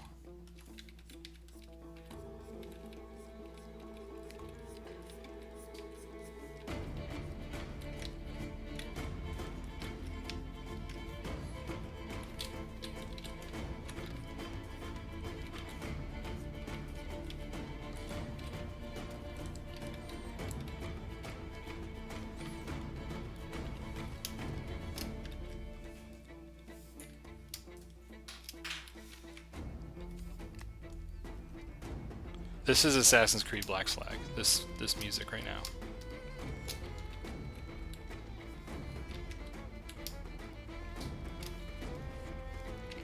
It's changed away from Darksiders. Jesper Kid did the best soundtrack for Assassin's Creed as well. And that would be the second Assassin's Creed game. By far the best soundtrack.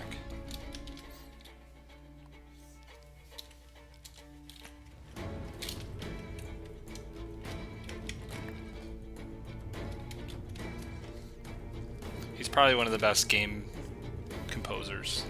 If you want like this kind of blockbuster action film soundtrack sound for your game, he's probably the best.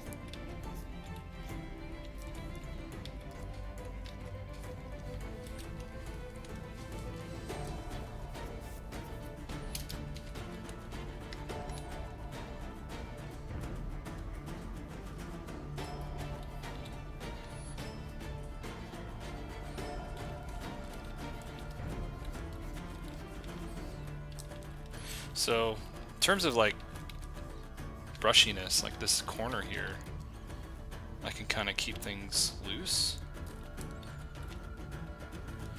Like when I get to the edge of the painting, I don't want it to have too much contrast, so just kind of painting it in very loose.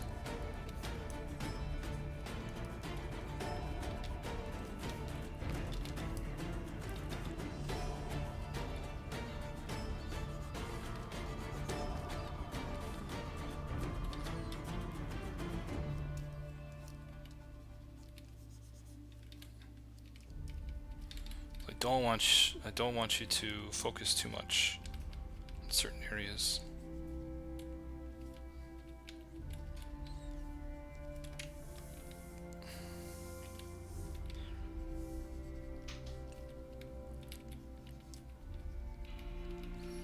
There's all kinds of sand built up around the sides.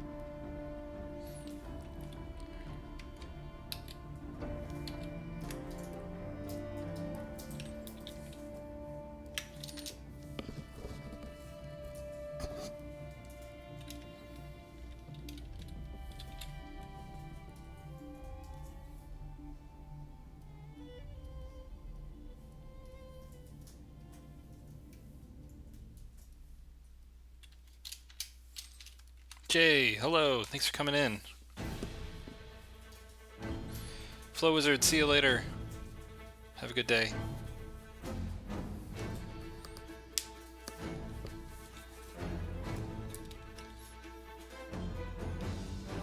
Good to have you here.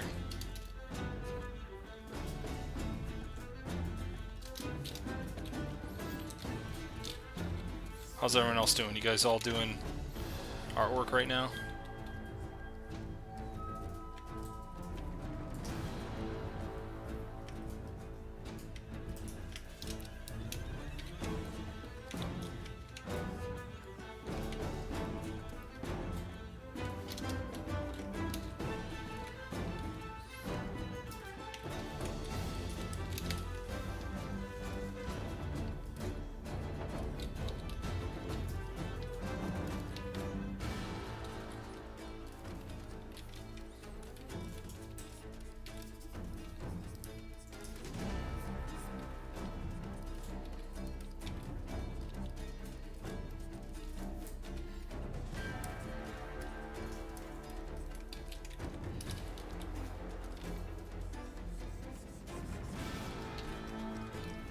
Awesome.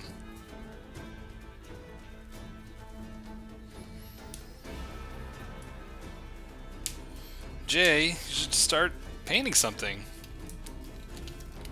Just get back into it, man. Just find a nice photo reference. Work with it.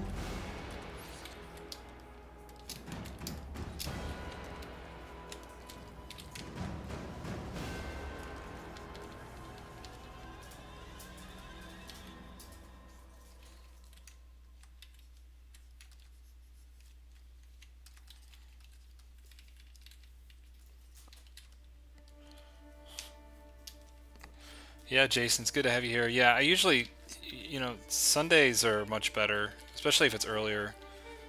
Because on the West Coast, when I stream late, people on the East Coast are fast asleep.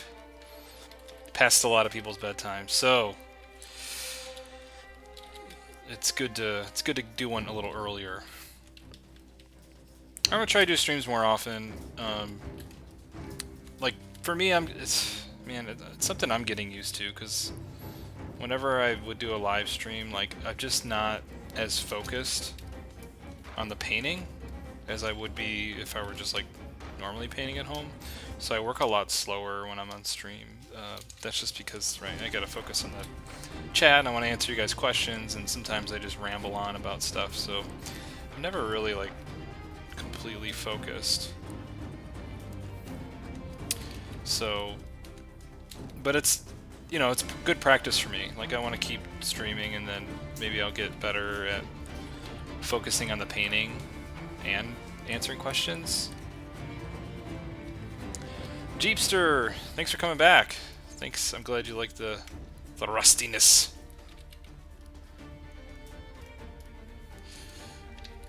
So it's a learning process for me, this whole streaming thing. Because when I'm at home, I like to paint like sometimes out of my comfort zone, and when I do that, I have to really think about what I'm doing. So I'm not always going to make the best image, but I'm trying not to care so much about that and just chill out and do something. Because I would be doing artwork anyways by myself here at home, so I might as well just stream it and just try to get used to the fact that people are watching. It's not easy.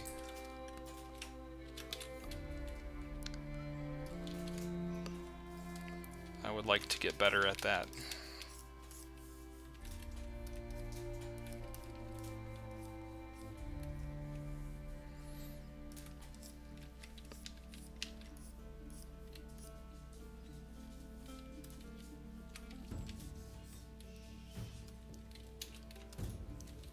So thank you guys for coming in. Feel free to ask questions and stuff. Speaking of getting better at answering questions in painting, you can go ahead and ask away if you want. But it is kind of nice to just sit and relax and paint something for a little while. As long as you guys are still here, still watching, you're not bored to death. Because otherwise, I might just sit here quiet for a little bit.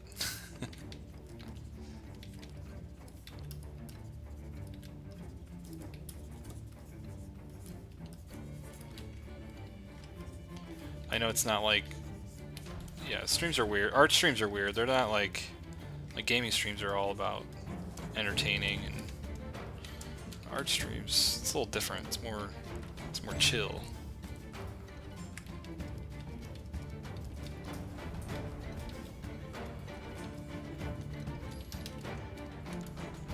Can I talk about finding a studio job? Yeah. Like my experience? Is that what you mean?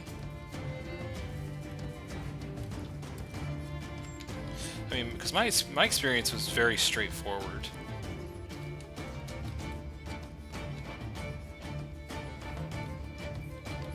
Yeah, my experience was like, I applied and got a job. So like my senior year in college, like I said earlier, I was a fine arts major. So I was doing my thesis stuff. So I was doing a bunch of like life-size oil painting portraits and stuff. And that was kind of what my thesis show was. And then alongside of that, my senior year, I was working on a portfolio, and I had done I'd spent a lot of time on it. My senior year was kind of nice because it was pretty chill. Like I got most of my major classes done, so I had a lot of time off. I was just barely a full-time student. I was kind of a part-time student, and I had all my easy classes going on at that time too. And so I just spent that time working on a portfolio, like for concept art, because that was the thing that I sort of always knew I wanted to do.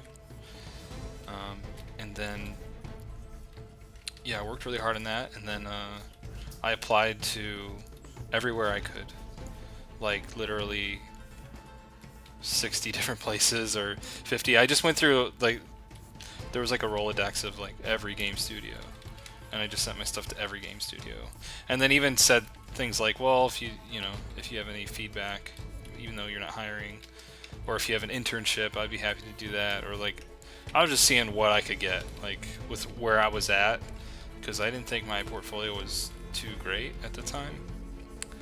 And yeah, I was just gonna see what I could get.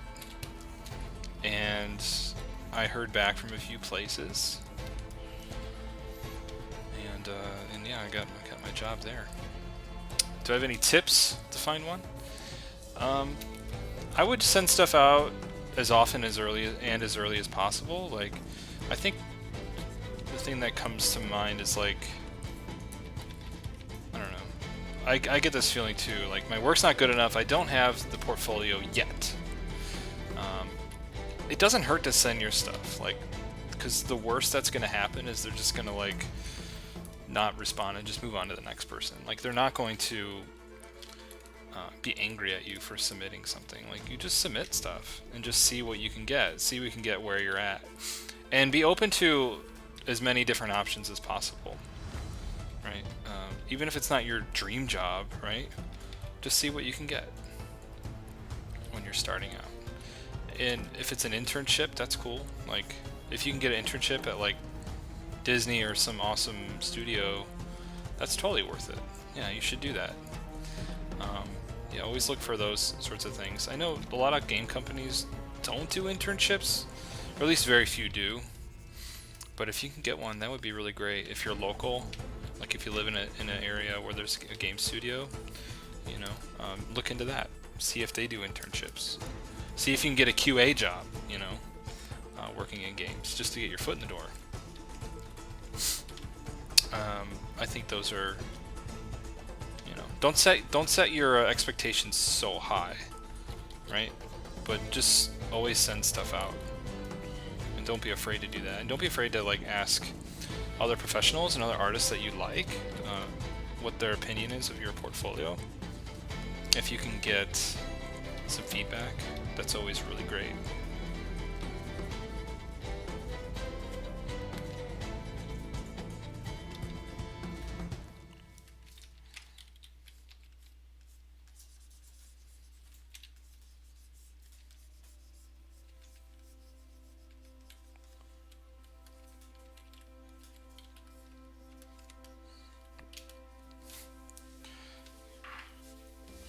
Do I get to be creative while working in a studio?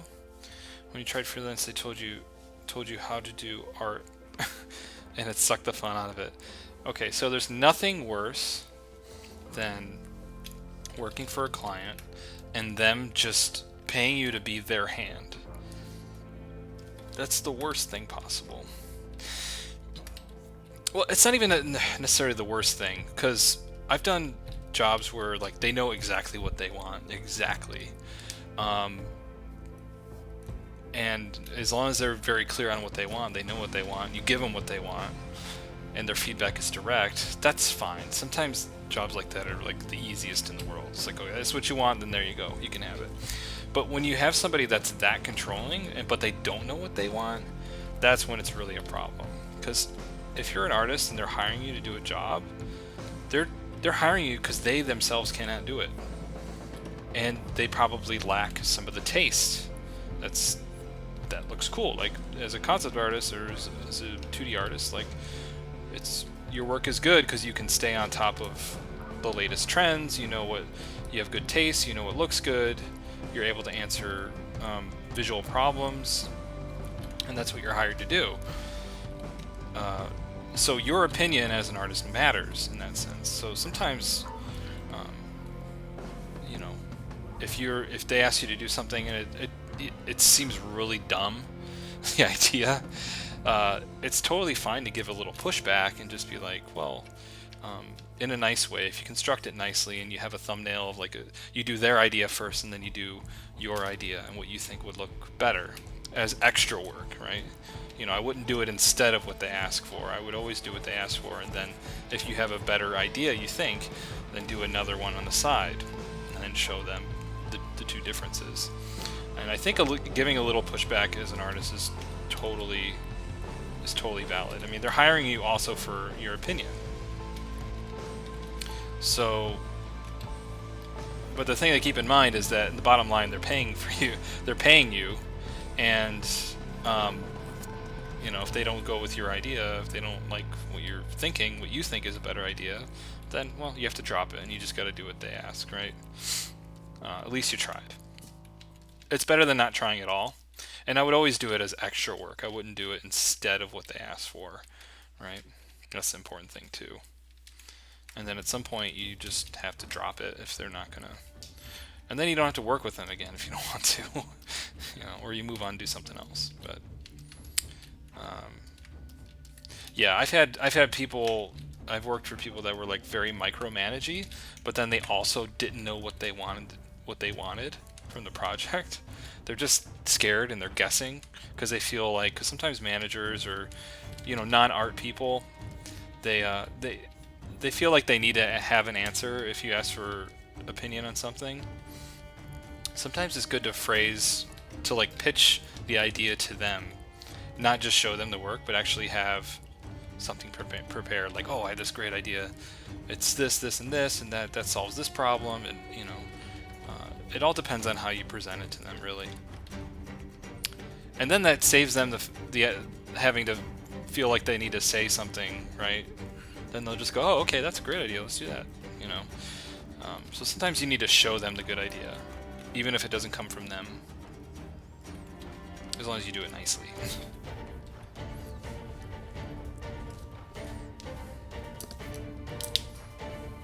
So for my job in particular, like, yeah, I get have a lot of liberty to do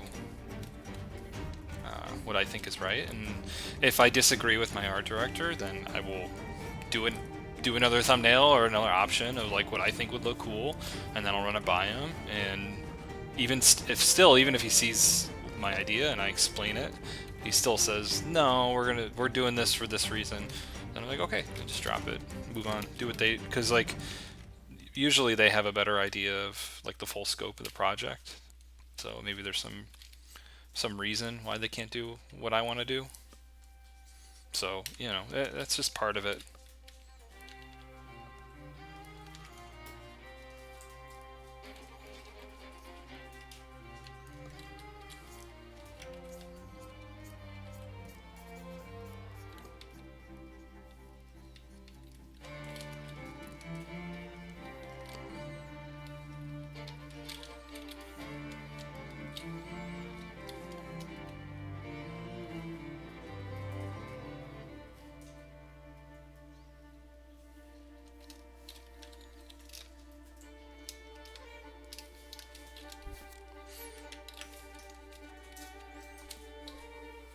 I want to do something I should have done a while ago, so I'm going to flip it.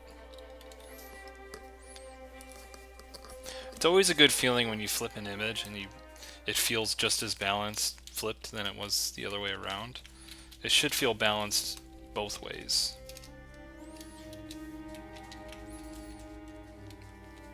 And this kind of feels balanced both ways.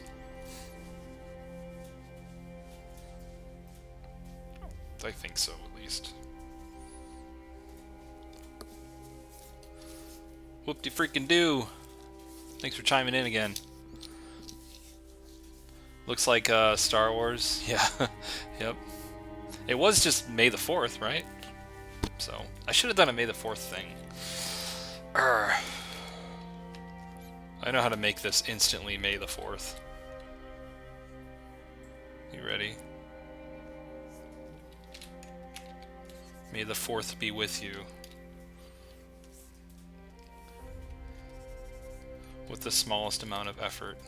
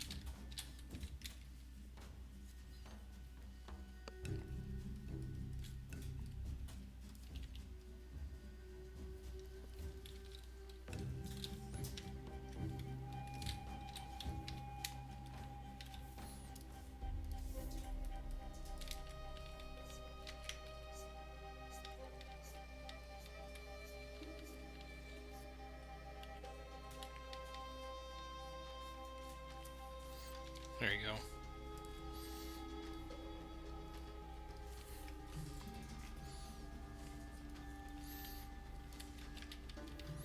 That's the laziest way I could introduce some more Star Wars to this.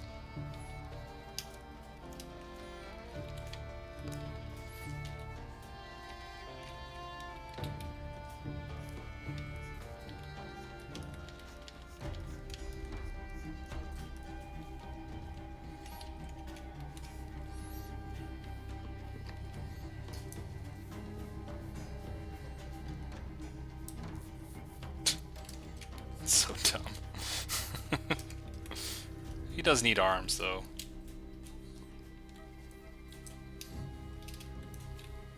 Kind of like the way this ground is coming out. I like the mix of different colors. I could see this rust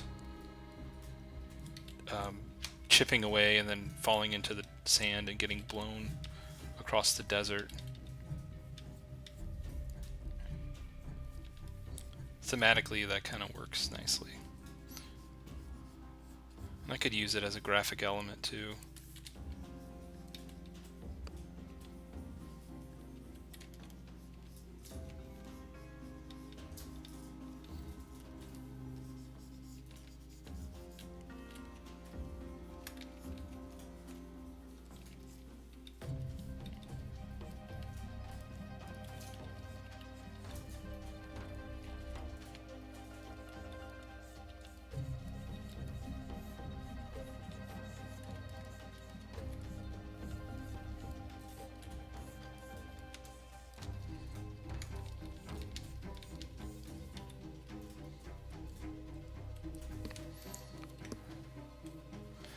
Okay, Kyle. Great.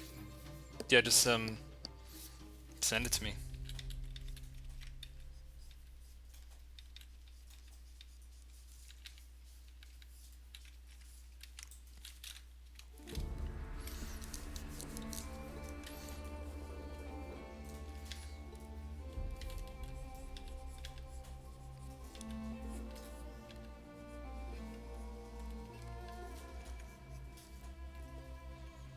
No problem, man.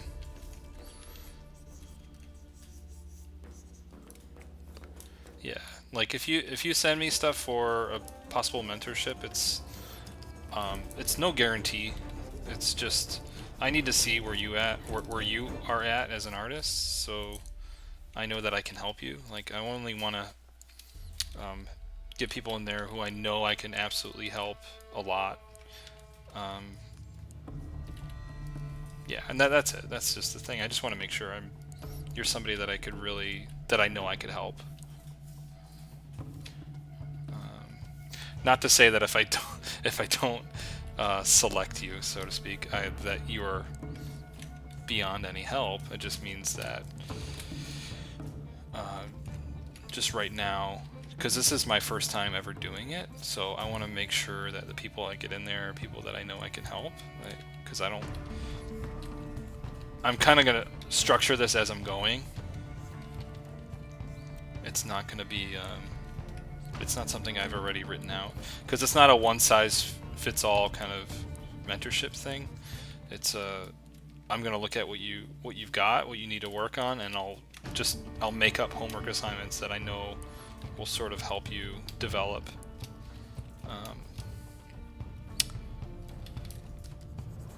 Yeah, so it'll be structured like that.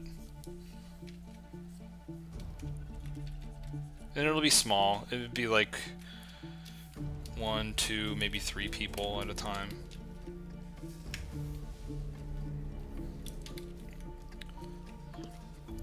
I really want to make sure that the people that are in there are getting the most out of it.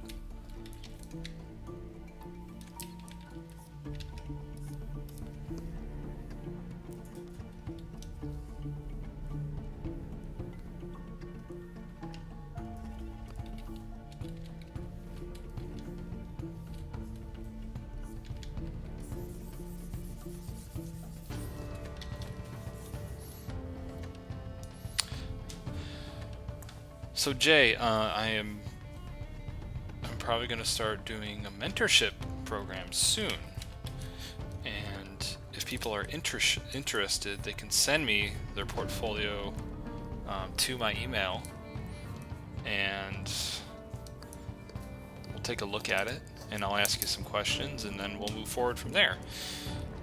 Again, like I said, it's no guarantee. I just want to get a good idea of where you're coming from. So I'm just scouting around, seeing who's interested. I think I'll do at max 3 people at a time for now, because it's my first time going through this, so I just want to make sure that I'm giving those people my full attention. So I think we got 1 locked in. So if you're interested, send me an email.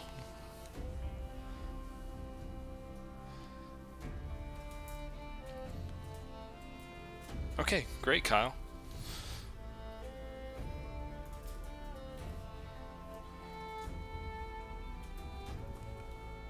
Yeah, Kyle, you put yours up on ArtStation. Maybe you could share it with people here.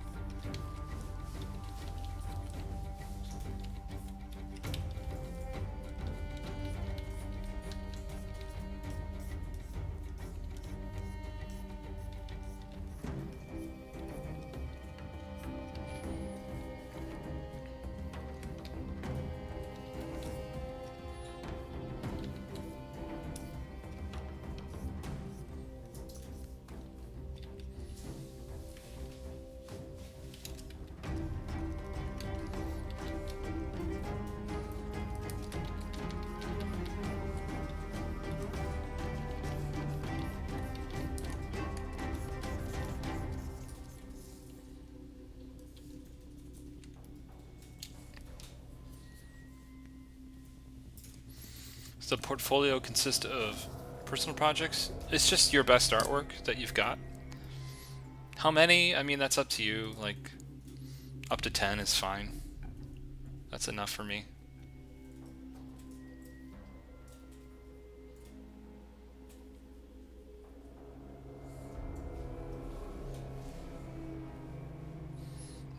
Jay, you gotta finish the images, man.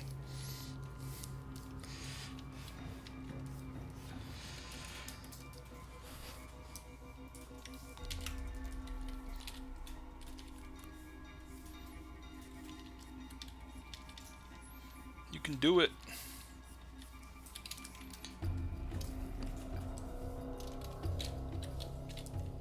I don't know if I like this piece that I'm throwing down here. I think it's going to add to the noise, not really the composition.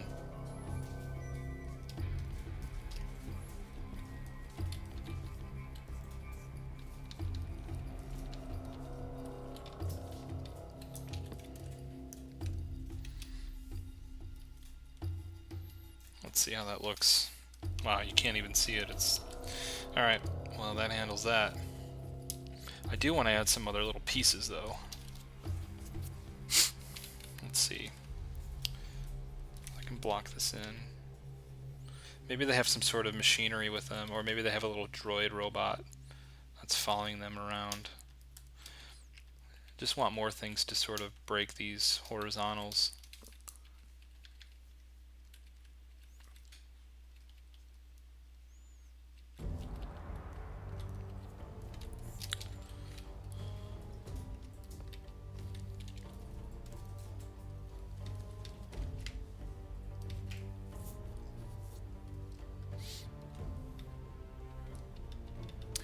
Yeah, it was a good compositional element. It was pointing at the foreground character, but it was just so up against the bottom of the frame that I think it would end up being more distracting and maybe just confusing and wouldn't read clearly. But I can use that same idea of pointing with the sand here, or the other debris that's on the ground, or just the wreckage in general.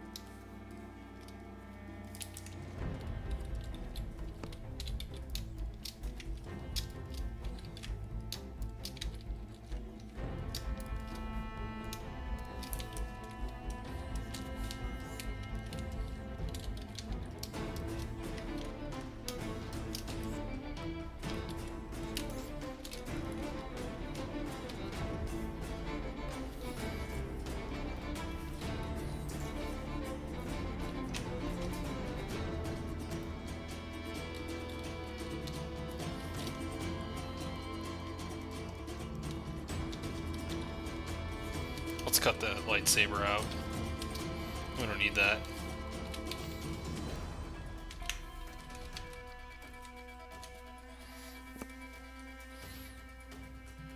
Does my mentorship cost money? Yes, it does. It's not free. Sorry.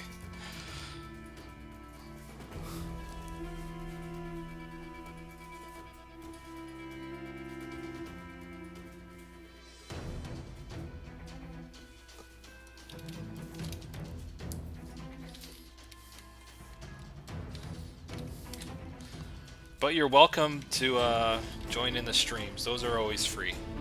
And I might do a feedback stream sometime in the future, or I'll just do like paint over feedback. How much? We need to figure that out. So I'm not gonna say right now, but if you're interested, it's not free.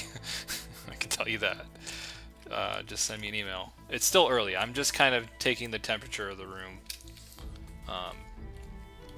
And I was going to start by just asking people that visit my stream or my videos, and just people who've asked me offline, you know. I was just going to start there before I advertise, so.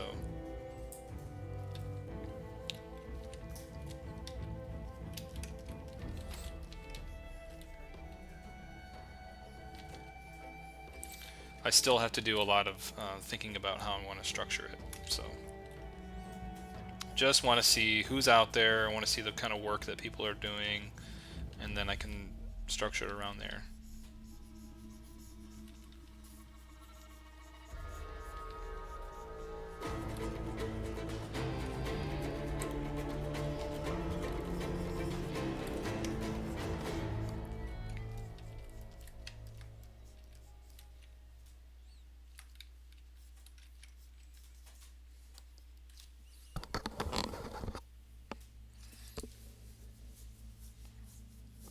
If you're good at something, never do it for free. That's right. And I actually, you know, I taught for 5 years, and I'm kind of quit my teaching jobs so I could do stuff like this. So I could just keep it open to whoever's interested, you know, and have it be more one-on-one.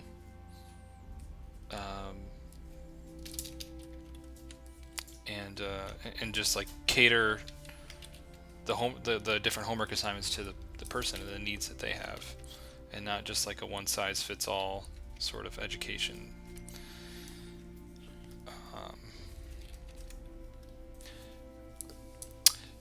Can the portfolio consist of mostly studies? Sure, just send it to me anyways. I'll have a look.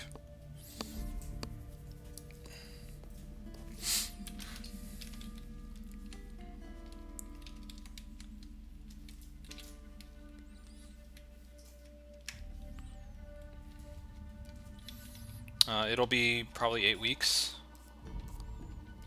so 8 weeks long. We'll meet once or twice a week. Haven't really figured out the exact details on that, but it'll be a good amount of one-on-one for sure. A lot of paint over feedback, you know, homework assignments that are specially catered to you, stuff like that. So it'll be fun. And I'll probably only do maybe at most 3 people this time.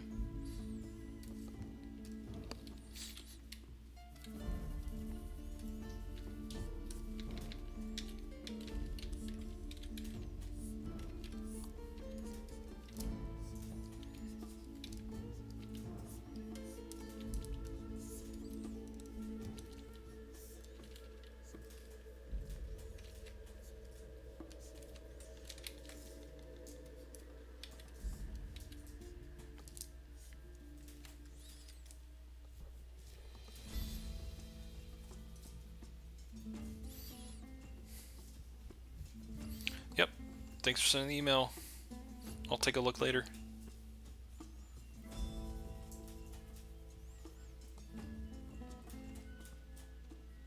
Oh, okay. That's That's good, Kyle. West Coast, that works. Yeah, we're yeah, you know, if we decide to do it, then we'll hash out the times and stuff. That shouldn't be a big deal. We've got the internet.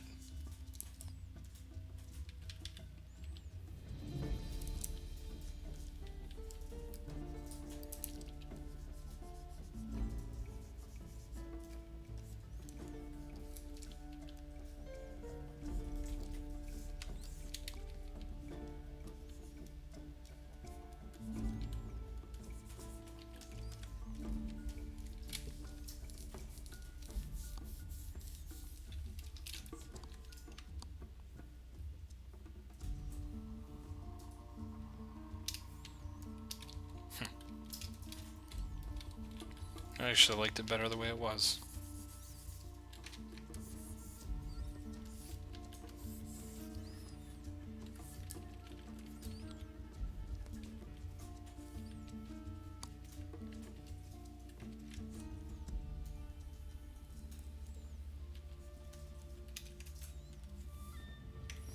I feel like the farther things go back, the simpler they should be.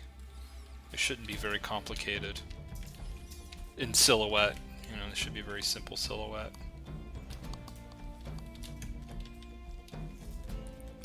I never really touched this back structure.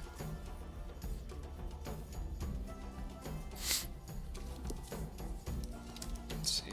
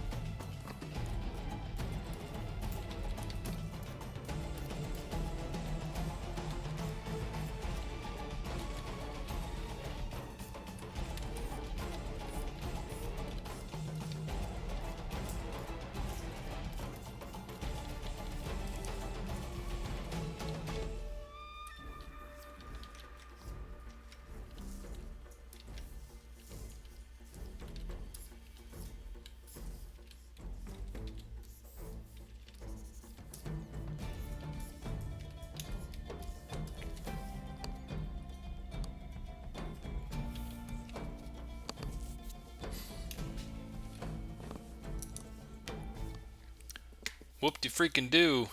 I'm from Ohio? I'm from Ohio. Yeah, I grew up in Cleveland. In good old Brook Park.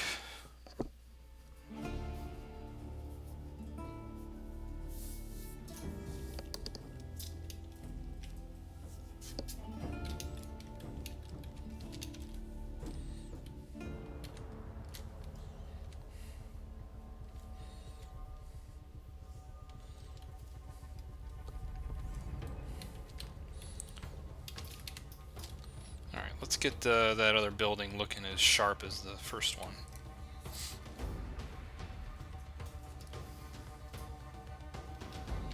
Can I do it with this? I wonder.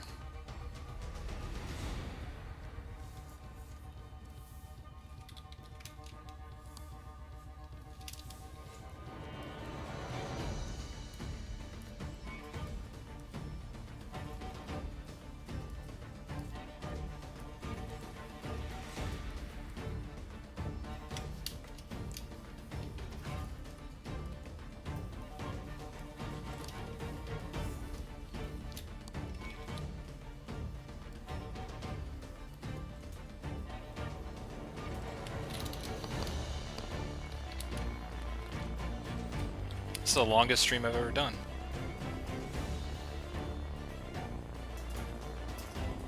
I usually kept them to about 2 to 2.5 hours.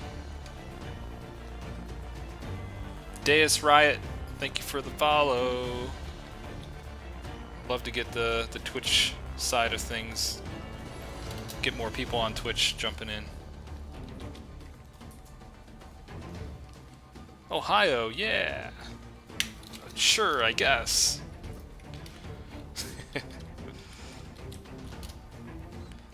I moved from Ohio when I was 18. That was 22. Wait, oh man, that's 12 years ago. 12 years ago. It's the last time I lived there.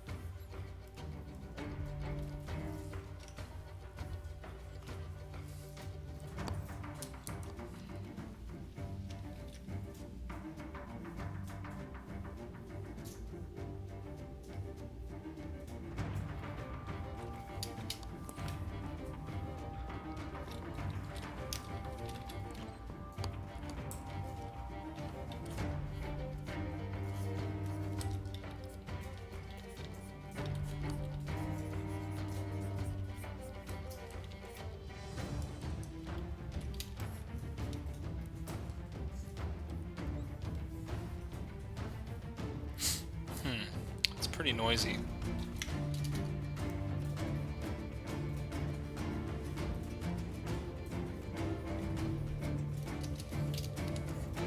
Wonder if I could find a filter. Reduce noise.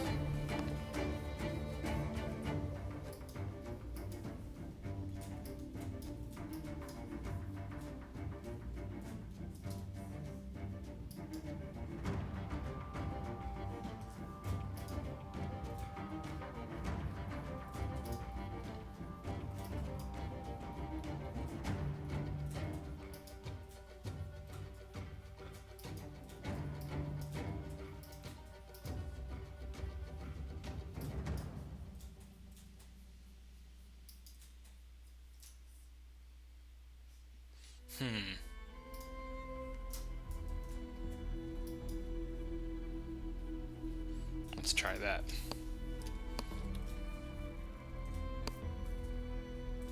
Did it do it? Oh, okay. Much better.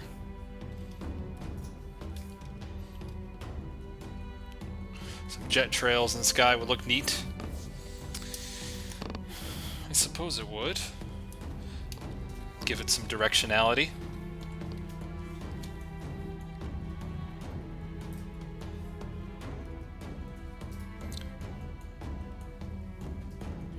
Ooh, layers. I had some clouds in there. They suck, though. I don't like them.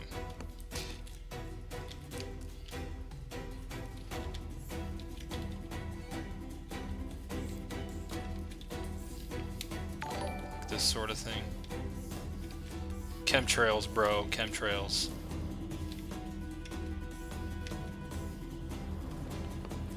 Oh, wait. I just gotta... I just gotta follow, and I didn't even see who it was. Maybe you can say in the chat who it was.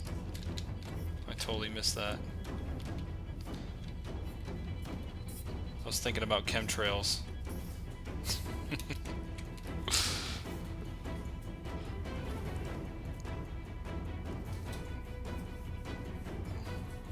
So, whoever just followed me, say something.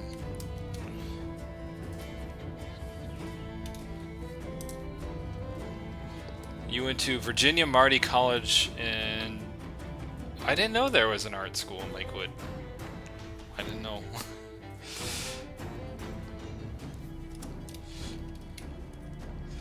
How was it? How was your time in Lakewood? Or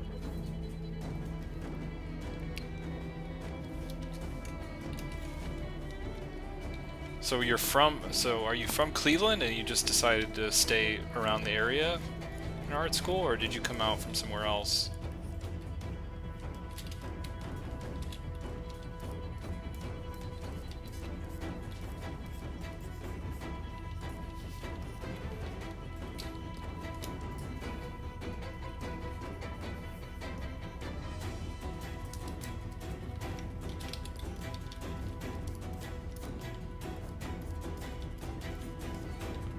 Oh, you're from Akron-ish? Okay.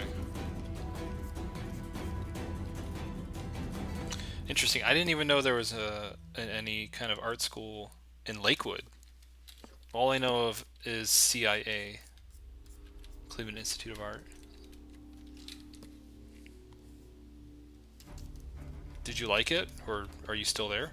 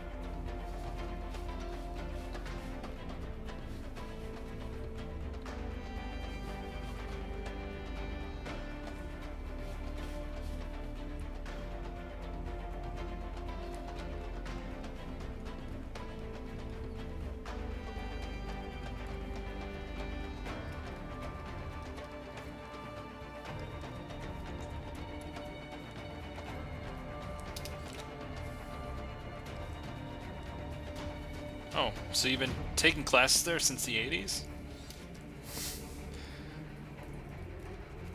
It took you over 20 years to graduate? Sorry, I'm probably reading that wrong. You probably mean you lived there since the 80s.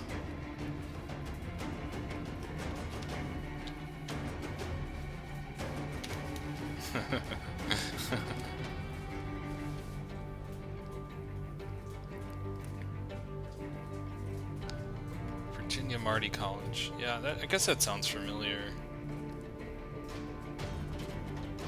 I didn't know that was in Lakewood.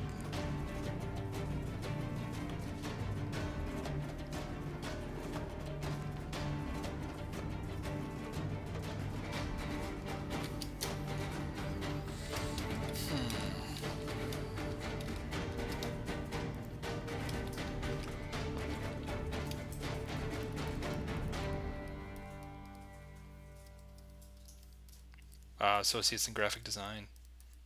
Okay, that's cool.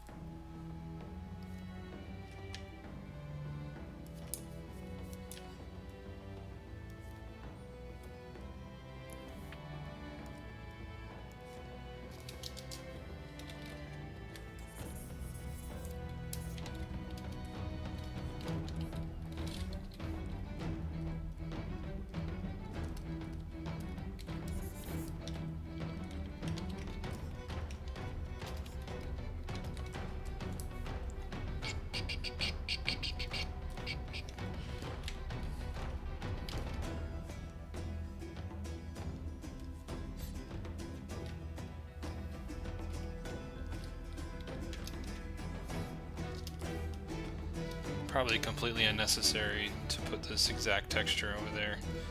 It's so far away you wouldn't even see the detail.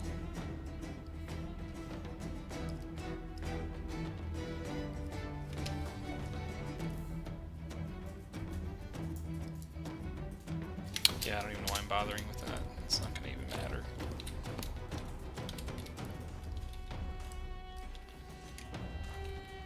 I the thirst to add more photo in there.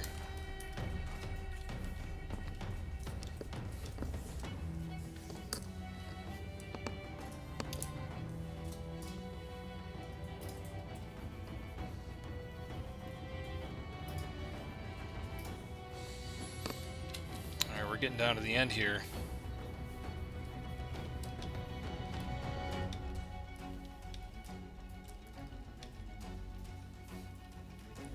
I feel like this needs to be a little darker overall.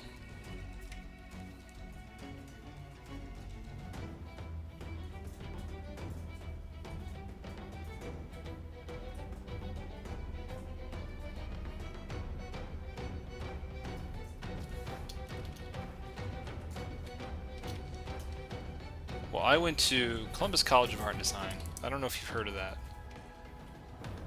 It's in Columbus, Ohio. I graduated there in '09.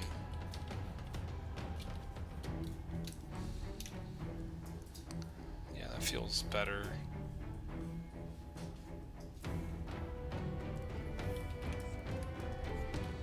We don't need all these holes, so I can get rid of some. In fact, it'd be nice to have a clean area.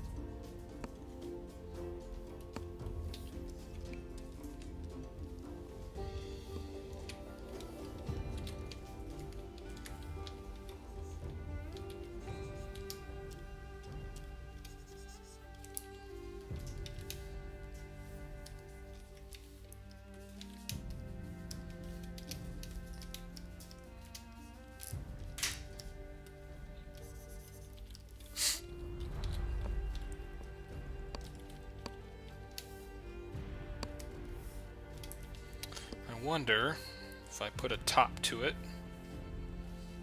how that would look.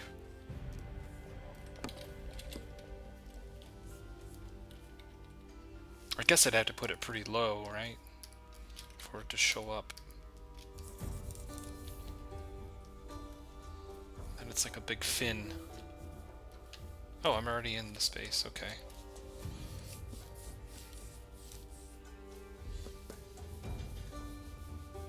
Oh, anywhere. Just get out of Ohio. Just leave. Put some wires or cables hanging. I love hanging wires and cables. I totally agree. Maybe they could be like stealing power from it or something. I gotta be careful. Like, I don't want to start adding in too many new elements in there, because it'll start to break. But I could add some smaller, more accent sort of things in here.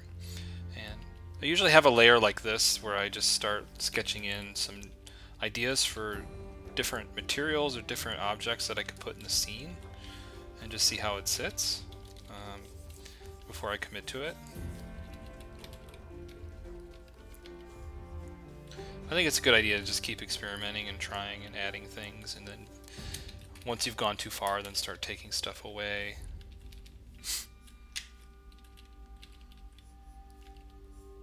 Thought of maybe some sort of object poking out.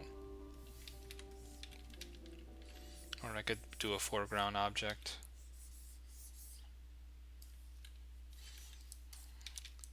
Or I could do some robots. Little robot droids.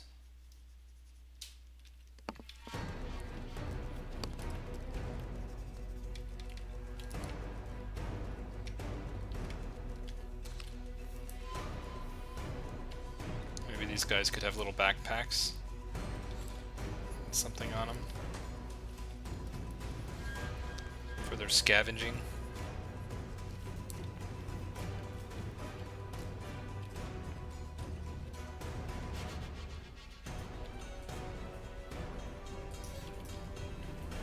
And this is kind of the point in the painting where I am thinking about story a little bit more. So I'm thinking about, like, well, why are they there? What are they doing? What is he pointing at? Is there something going on here that's interesting? And I could start to sketch different ideas. Like, what if this shit got, like, ripped up pretty hard?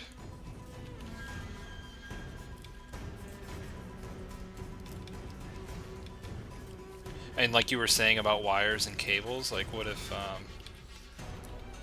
this thing got ripped apart pretty good? And there's somebody doing something horrible in there.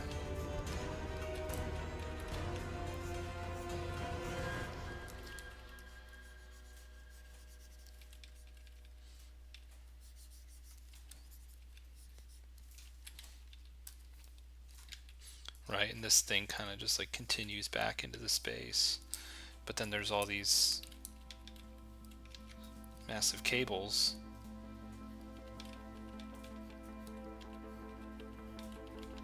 Coming out from there.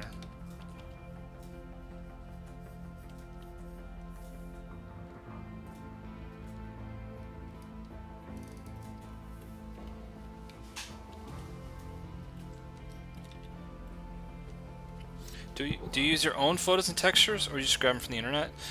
These I just grabbed from the internet. I would say I very rarely use my own photos. It's because I'm lazy. And there's so many out there, and like, I've done that before where I did images where I only use my own photos. But I often don't take the right kind of photo that I need. So then I just... I end up going to the internet anyways and just finding what I need. Sometimes even when I know what I need, I'm still not like getting the right photo. There's something devious happening inside here. I don't know what it is.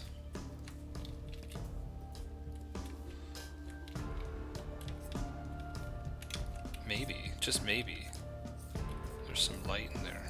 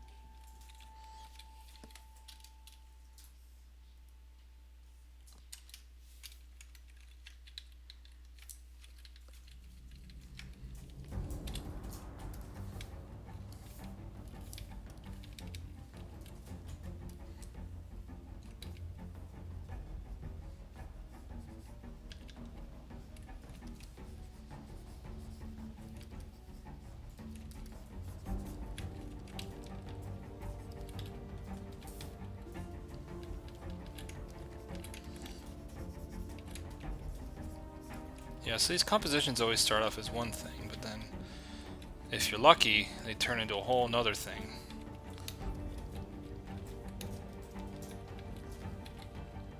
Because otherwise they're pretty mundane and boring.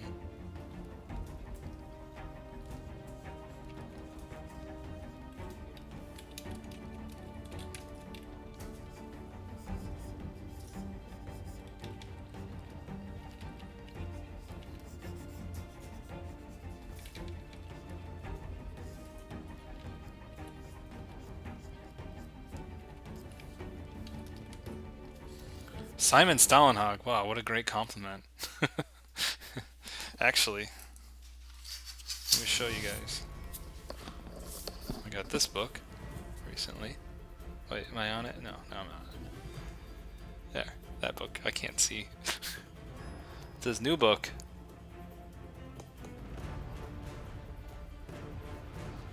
I'm really bad at keeping things straight in there. It's really great.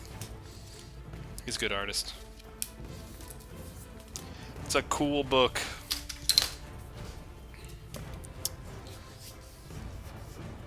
sitting right next to me too. Maybe I just am absorbing it.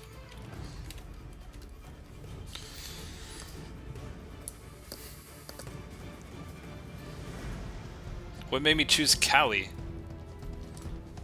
I got a job out here. And the weather's really nice. And I'm close to the beach.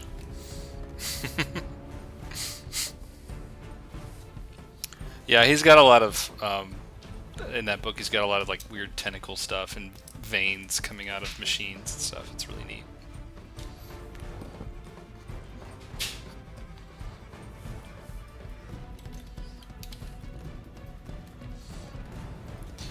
Yeah, the lighting decision. Oh, so it's a boat now. I didn't know it was a boat. I wasn't thinking about boat. Actually, I wasn't thinking about anything. But now that you say boat, I don't know. Maybe it's a boat now.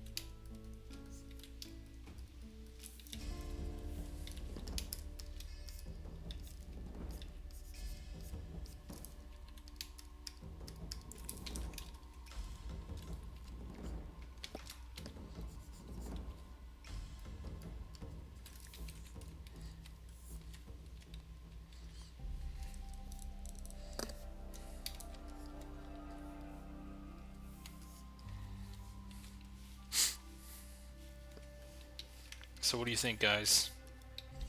I don't know about the light. Almost like having just like a dark hole that just goes into nothing is kind of more interesting. If I put a light in there, there's like not as much mystery, and it's like flattening out a little bit against the sky. Because the thing is, I want to stick with my original values. You know, this is where we started. And if I break the values, it's going to break the composition. It might turn out noisy. I kind of like the diffused look of this foreground. I think I can make it look just as mysterious without the light. If I have things like receding into darkness, that's kind of more interesting, I think. I don't know.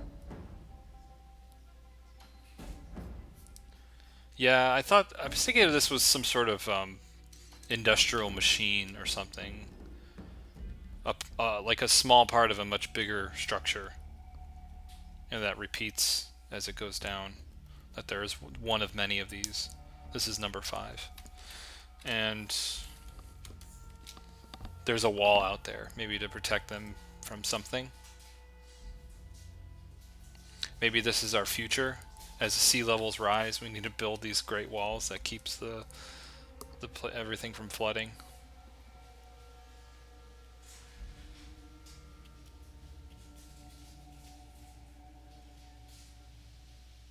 See how it looks flipped? Alright, let's flip it. Oh, I know what I don't like. I don't like this. Let's get rid of this. No, not all of it. I don't like that. My layers are all screwed up. How about we...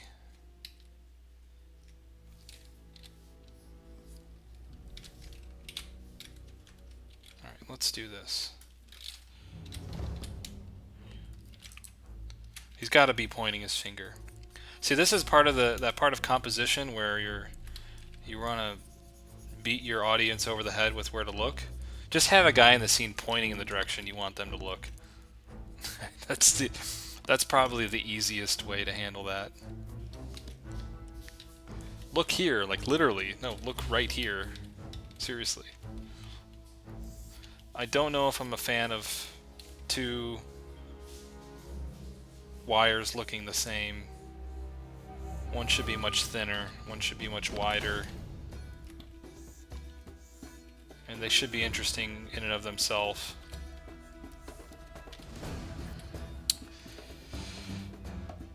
In and of themselves. I'm not too happy with the way this other one is looking.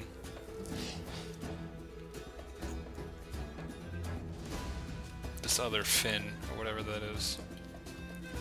The back wall I want to keep incredibly simple.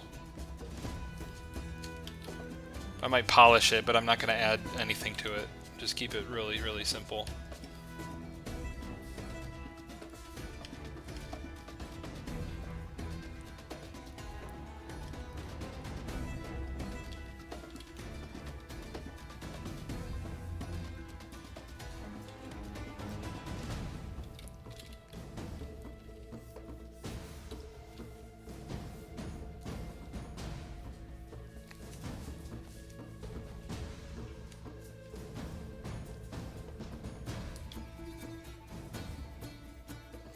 Yeah, it could be a dried up lake bed. It's an idea.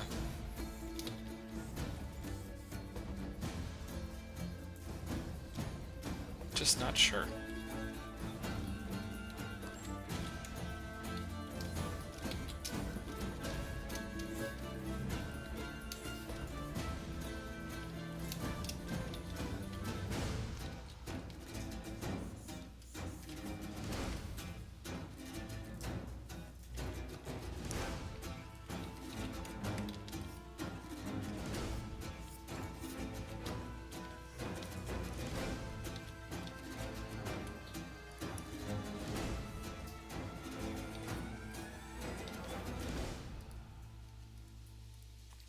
Where is that color coming from?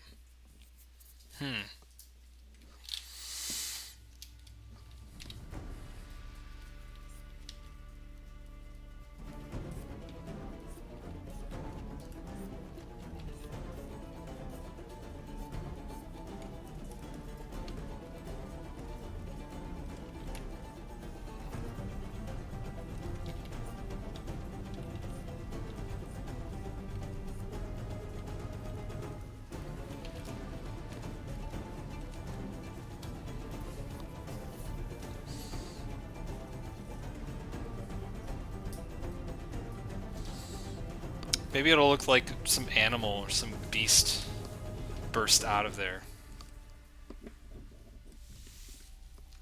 Like all the metal will be like bent in an interesting way.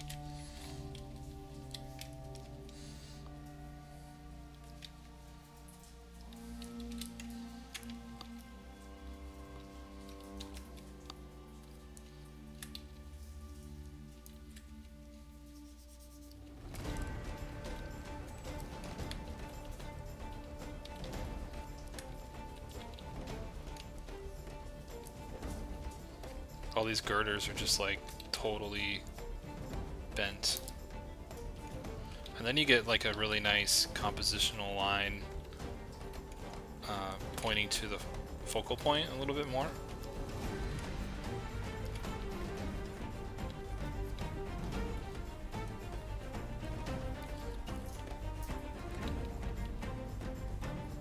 See, this is kind of the thing that takes a long time when you're doing an illustration or a painting. Especially like a personal piece when you're not really sure where to take it. It's just, for me, this is the thing that takes the longest. This is like, I want to make this look interesting, and I keep changing things and trying new things and twisting the idea around until it feels really good and just kind of works. I like to spend months on things if I can, just picking at it here and there. But if I had a clear direction and someone told me exactly what to do, I'd be like, alright, I'll just do it. But at least this way you're having fun with the idea and you're letting it evolve. I started pretty simple enough that this is something that I could build on. It wasn't an ambitious composition to start with. Like, it was just that, you know.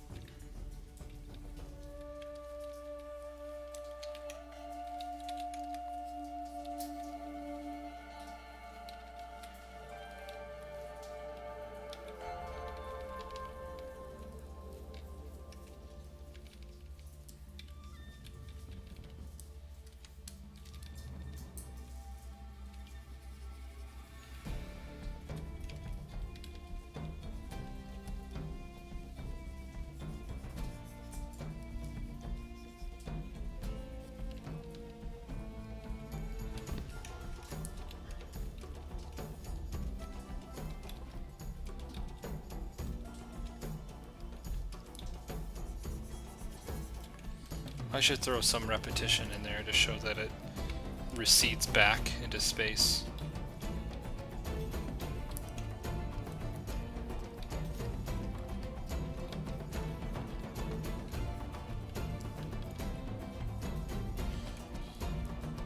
Ooh, I could get really cheesy with it too and do like this sort of thing.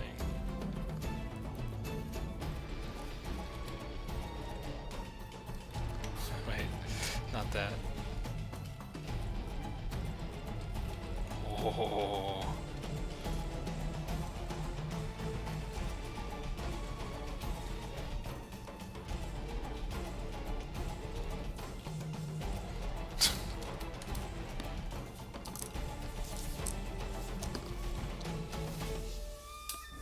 Yeah, maybe they're hunting something.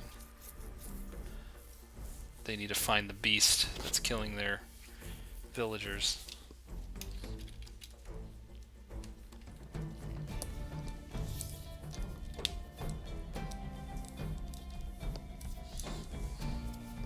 Boat goblins!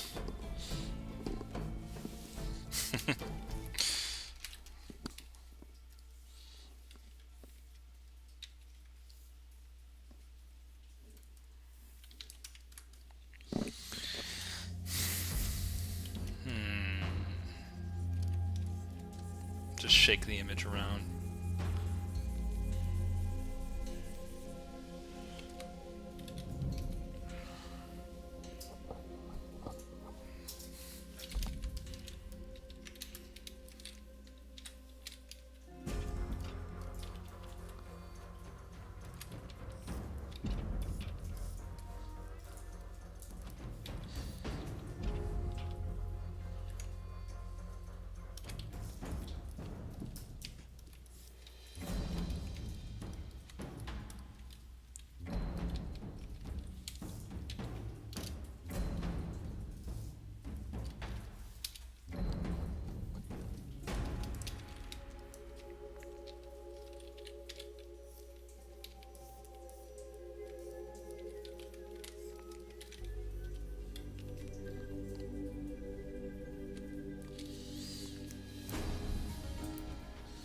Well, guys, I think I need to take a break for a little while.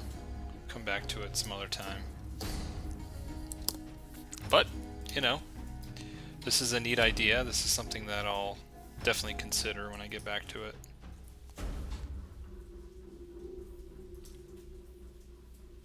Yeah.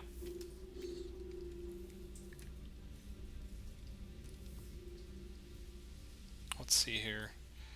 Sometimes I like to boost the contrast and do some of those final adjustments a little early, just to see how it looks.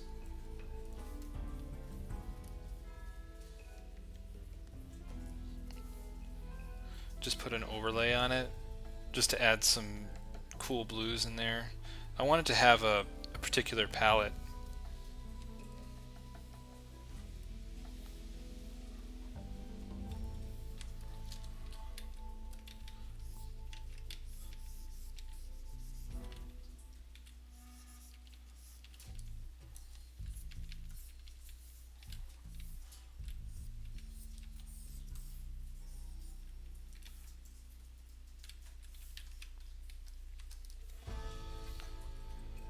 Another finishing thing that I do sometimes is I'll add noise to it, so just do a gray flat layer on top, and then if you turn it to overlay, it does nothing. And then you can do filter noise, add noise. Just hit OK right away, and it's super crazy noisy, but what you could do is just reduce the opacity quite a bit. And then you can adjust the size of the noise by just increasing the size of that layer.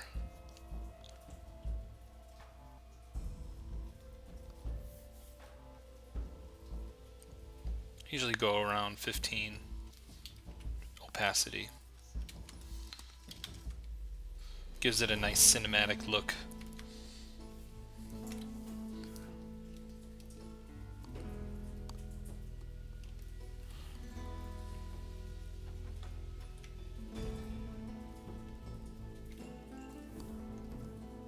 Do a color balance.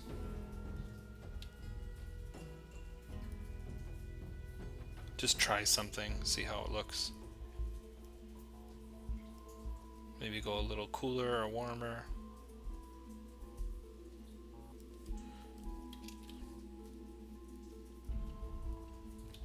And then I keep these on in a group, and then I can just turn them off and on as I'm working on the painting and just seeing how things are coming together. You know, I could do things also like color dodge layer. Oh, and by the way, one of the last things I do is detail the characters. So the characters are going to look rough until I'm like happy with everything else.